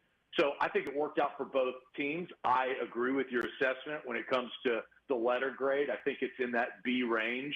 And, it works out for the Titans in the sense of they're loading up on draft picks to probably expect them to trade up at some point in this next year's draft. And Kansas City, is going for a three-peat. And you have to put the pieces in place to do something that, is historic. So I think both sides win. And I kind of started at the beginning of this conversation, I do think it upsets the rest of the league because Kansas City is who everybody is chasing, and they just got a little bit better, and Tennessee helped that. That was Zack Bingham of A to Z Sports. We also were joined earlier today by James Palmer, formerly of NFL Network. He currently is with Bleacher Report, does fantastic work for them. We started our conversation with finding out what kind of player he thinks D-Hop is. I think that's exactly right. I think that is exactly who he is. I mean, this is a guy who there's been an argument has, maybe with Larry Fitzgerald has like the best set of hands we've seen in recent memory. And they're freakish. I mean, they're huge. I think they're 4X gloves, if it doesn't mistake me. He doesn't drop balls. And I think that's what you also need. I mean, what did we see last year as a team that we kept saying, that some of the explosiveness is gone, and that's what they wanted to get back this year. They wanted to get back to, being a deep threat and, creating more explosives down the field. But this past year when they couldn't do it, they did become a team that was getting pretty good at, I don't want to say dink and dunking down the field, but being very meticulous with their drives and putting longer drives together. I think DeAndre Hopkins fits that as a chain mover as a really physical receiver, as a contested catch receiver, I would say his ability in the 50-50 ball is maybe, I don't know if Patrick's ever played with a receiver like this, to where if you want to throw it in his vicinity during the majority of DeAndre Hopkins' career, it's either he's catching it or it's incomplete. Like his ability in a contested catch is outstanding, especially during the sideline, through the middle of the field, and his physicality. He's one of the strongest pound-for-pound guys in the NFL during most of his career. So I think what he does fit in terms of the fit of what they want to do offensively, he's going to move the chains for you, and he's going to bring some relief off of Travis Kelce. And you're going to have the ability to have multiple options now that can just move the chains. I don't think he's a down-the-field threat he used to be. He was never the fastest guy coming into the league. I think he was 4.5 when he came into the NFL, which right now, in terms of receivers in today's day and age, is like a slug. But he has gained speed faster than you think he is. He's extremely physical, and he moves the chains. I think that's what he's going to be, and specifically also add an added element to your red zone. But I do think, to tack this on, they're getting a run game identity more and more as an offense. And so I think this allows you to be a little bit more balanced as well. Right now, we're talking to James Palmer of Underdog and also Bleacher Report for a couple more minutes here. 2 final questions, James. I appreciate your time. The first question is, I'm wondering if there is another move that is coming. Now, I don't know if the Chiefs are going to take a big swing in that regard, but I could see them doing a pick swap to maybe go get a Darius Slayton, or I could see them bringing back Demarcus Robinson. This team still has other needs at wide receiver. Could you see them making another move between now and November 5th? I never want to say never. I don't. You could say, yeah, the room needs some help for sure. But if you're working one guy in that doesn't know your system, and you're going to start working in another guy that doesn't know your system, maybe if it's like like if it's Dinon, if it's Robinson, then yeah, like he knows it, and it's a little bit different, and maybe that's an added guy, a guy that knows your system. But my sense is trying to work 2 guys in and teach them, both your system. It might be a recipe for some issues. I just look at this team going, do you need to make that move? Hopkins adds another element to your passing game. I think Travis Kelce is going to get better as the year goes on. I really kind of feel like this is a slow play type of thing, and they need him down the stretch, and he knows that, and the Chiefs know that. Noah Gray's an added weapon. They run more tight end sets. They're running the ball, like I mentioned, more and more. There's an opportunity, to my understanding, to have Marquise Hollywood Brown back for the postseason. And you also want to continue to try to grow Xavier Worthy like you did in Rashee Rice's rookie year a season ago. So I don't know if it's a need. If the price is right and the fit is right, like we started this conversation, possibly. But I don't know if it's actually a direct need to go out and get another guy now after you've gotten DeAndre Hopkins. James, if you had to give a letter grade for this, what would you give? I'm currently at a B+. I think this is a really good move for a lot of reasons, but I also want to keep in mind that they are trading for a player who has played for 3 teams over the last 4 seasons and currently has a knee issue. But for what the Chiefs need at this point and the acquisition cost, I don't find a whole lot of negatives with the move. I would give it a pretty high grade. Where are you now on this trade? Yeah, I'd probably be right about there with you. I mean, they also had, Tennessee to be able to eat, I think, almost $3 million of what he has remaining, which I think is like $9 million or something, because they didn't have a whole lot of flexibility in terms of financials, which also plays into a part if you want to add another receiver financially. You're going to have to figure that out as well. But yeah, I think it's about there. I think you didn't mortgage the future as well on a rental because, he signed a 2-year deal a year ago. So he's a free agent after this season. Oftentimes you don't want to, I don't know if I see this like you're re-signing DeAndre Hopkins back, you know what I mean, after this year.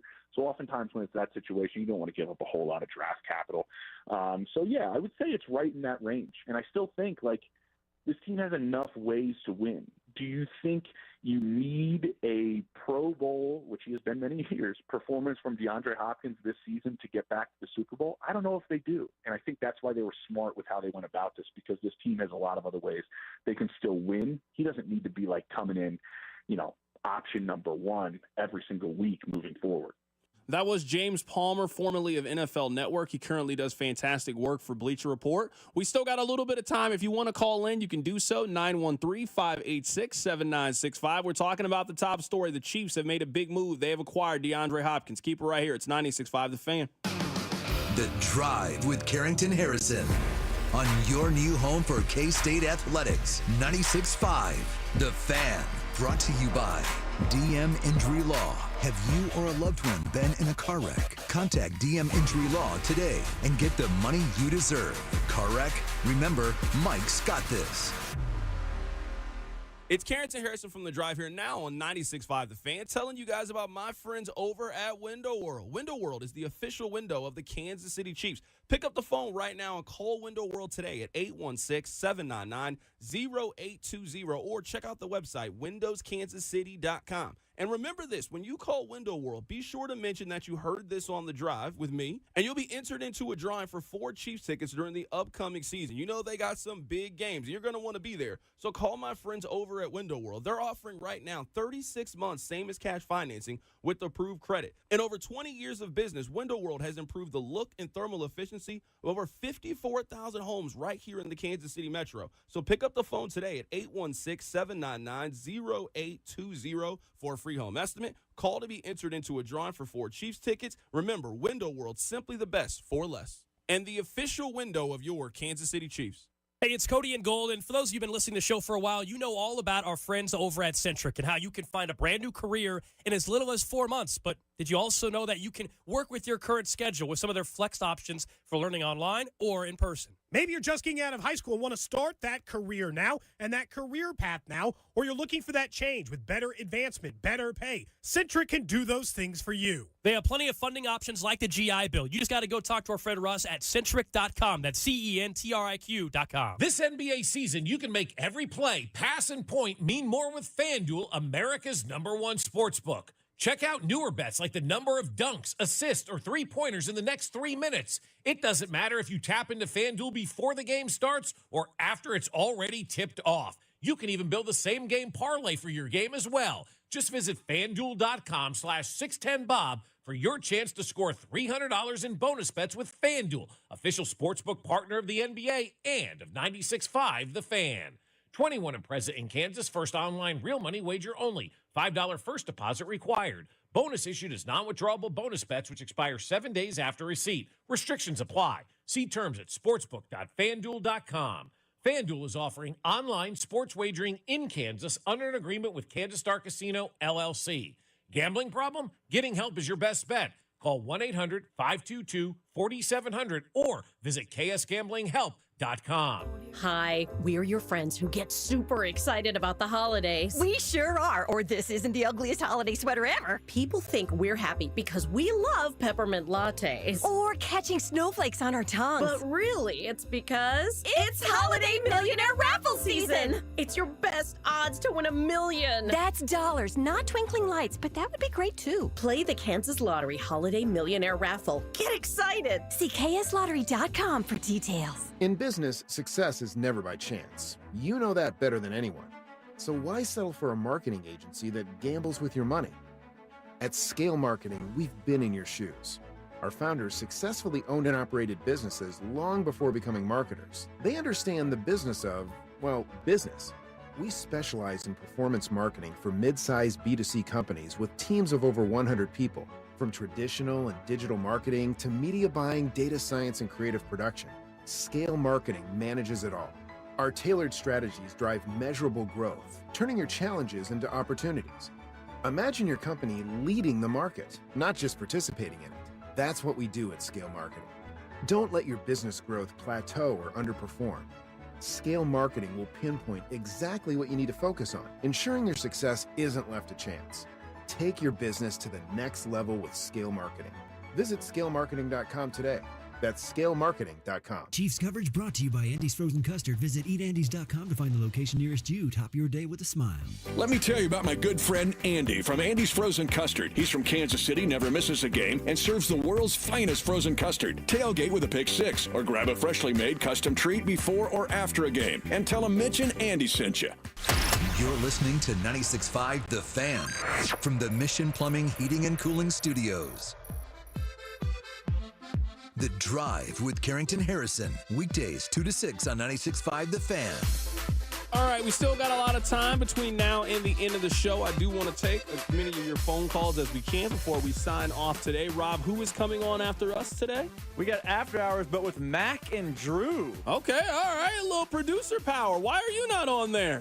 You guys should all come together. All the producers should come together to do a show. You just too big time for it? I mean, come on now. I'm management now. Come on now. Okay, my bad. I forgot. You've been acting brand new since you got that promotion. You've been walking around here. You got your name on your desk. You're moving a little different, Robert. You're moving a little different. Let's go to the phone lines. Micah is in Olathe. Micah, how you doing today, man? Not too bad. About yourself? Doing good, man. Appreciate you calling in.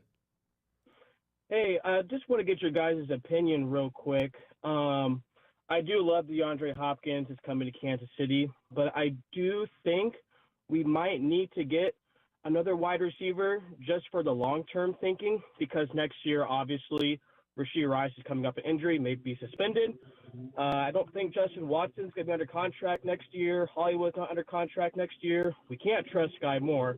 So that leaves you with Xavier Worthy. So just want to get your guys' thoughts on maybe getting a Darius Slayton or a Deontay Johnson possibly for the long term. Rock Chalk J out. Well, Micah, you know that's not something I can endorse there at the end. Let me just go ahead and get that out of the way. Please don't come on this show with that kind of energy, all right? That's number one.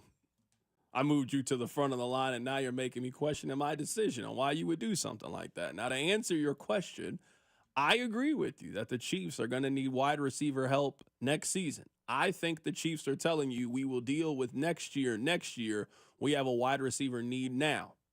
I don't think they are in the Deontay Johnson range. I don't think they're willing to spend that level of capital to go get that kind of player. I do think, if you want me to look into my crystal ball, I do think at some point in the next couple of weeks, the Chiefs will announce a pick swap and they will go acquire another wide receiver. They will take their 6th round pick. They'll get a wide receiver. They'll get back a 7th round pick, and they will have another option. I don't think that DeAndre Hopkins is the only move that they're going to make at the position. I think it's the biggest move that they are going to make. I don't think it's the only move, and I just anticipate the Chiefs are going to figure it out next year. They'll draft again in the 1st round. You can make some moves in free agency. They still have time to figure out the 2025 wide receiver situation. They have to figure it out for right now, because even with DeAndre Hopkins, they still need, I would say, at least one more reinforcement. And if you were telling me that their plan for the offseason is going to be DeAndre Hopkins, Juju Smith-Schuster, Isaiah Pacheco, Kareem Hunt, and you got to factor in that you could lose somebody else along the way. The injury bug, it has already bit you, and you still got a long way to go until the postseason. So you're probably still going to need a little bit of reinforcements and help along the way. We'll see if they make another move. Again, I think they're going to do a pick swap. Let's go to the phone lines. Jay, you called into the show today. Hey, Jay, how you doing, man? Hey, what's up, brother? The last caller kind of took my thunder there, but I was wondering the same thing with Rashee Rice's, suspension movement and all that. If everything goes good with D-Hop, is he an absolute no-go for next year, or do you think, his asking price would be too high for a one-year contract, or, what do you think about that? I appreciate the phone call, Jay. I don't think his asking price would be too high. I mean, I'm looking at it right now. I mean, if you're D-Hop and you're 33 years old, you got to know that some of those big-time paydays are behind you. I mean, he wasn't making that much this season. So he signed a 2-year, $26 million deal a couple of years ago with Tennessee for $10 million guaranteed. He got a $9 million signing bonus. I mean, this year, if you kind of look at the contract and where it is, he wasn't making really that much. So, I mean, if you want to bring DeAndre Hopkins back next year, you will have the capability. I don't know if they're going to bring back D-Hop and they're going to have Hollywood Brown back next year on a 1-year deal. And I do think we'll be in a situation again where they're going to at some point, the Chiefs are going to have to sign a receiver to a 2 or 3 year contract. I'm not saying you got to break the bank for him, but Rob, they could have got Darnell Mooney at a pretty reasonable price. There are guys that are going to pop up on those 1 or 2 year deals, and you are going to have the opportunity to add those guys to the roster. So That's what I would do this offseason if I'm the Chiefs. We'll see if that's what they do this offseason if you're the Kansas City Chiefs. But again, I think the Chiefs have made it very, very clear that they are going to worry about next year. And right now their focus is on trying to win the championship. Rob, how did you enjoy the start to the NBA season last night? I honestly didn't watch much of Celtics-Knicks because the Celtics kind of ran away with it early. Not close. Not competitive. Lakers-Wolves intrigued me because putting the history part with Bronny aside, that Lakers roster is better, which I'm not saying they're like the best in the West, but they do have a shot of doing something in the West because they have a legitimate NBA roster this year. Well, especially if they get good version of Anthony Davis like they got yesterday. It really comes down to version. him. Yeah, good, healthy version of Anthony Davis. And you know who was actually really good for them? Dalton Connect was actually really good for them yesterday. I watched a majority of both of the games yesterday. Really excited the NBA is back. We have 10 games on the docket tonight in the NBA. I'm sure that many of you will watch none of those games, but at Casa de Carrington, we watch basketball. All right, we'll be back tomorrow. We'll continue to talk about D-Hop. We'll continue to get you ready for Chiefs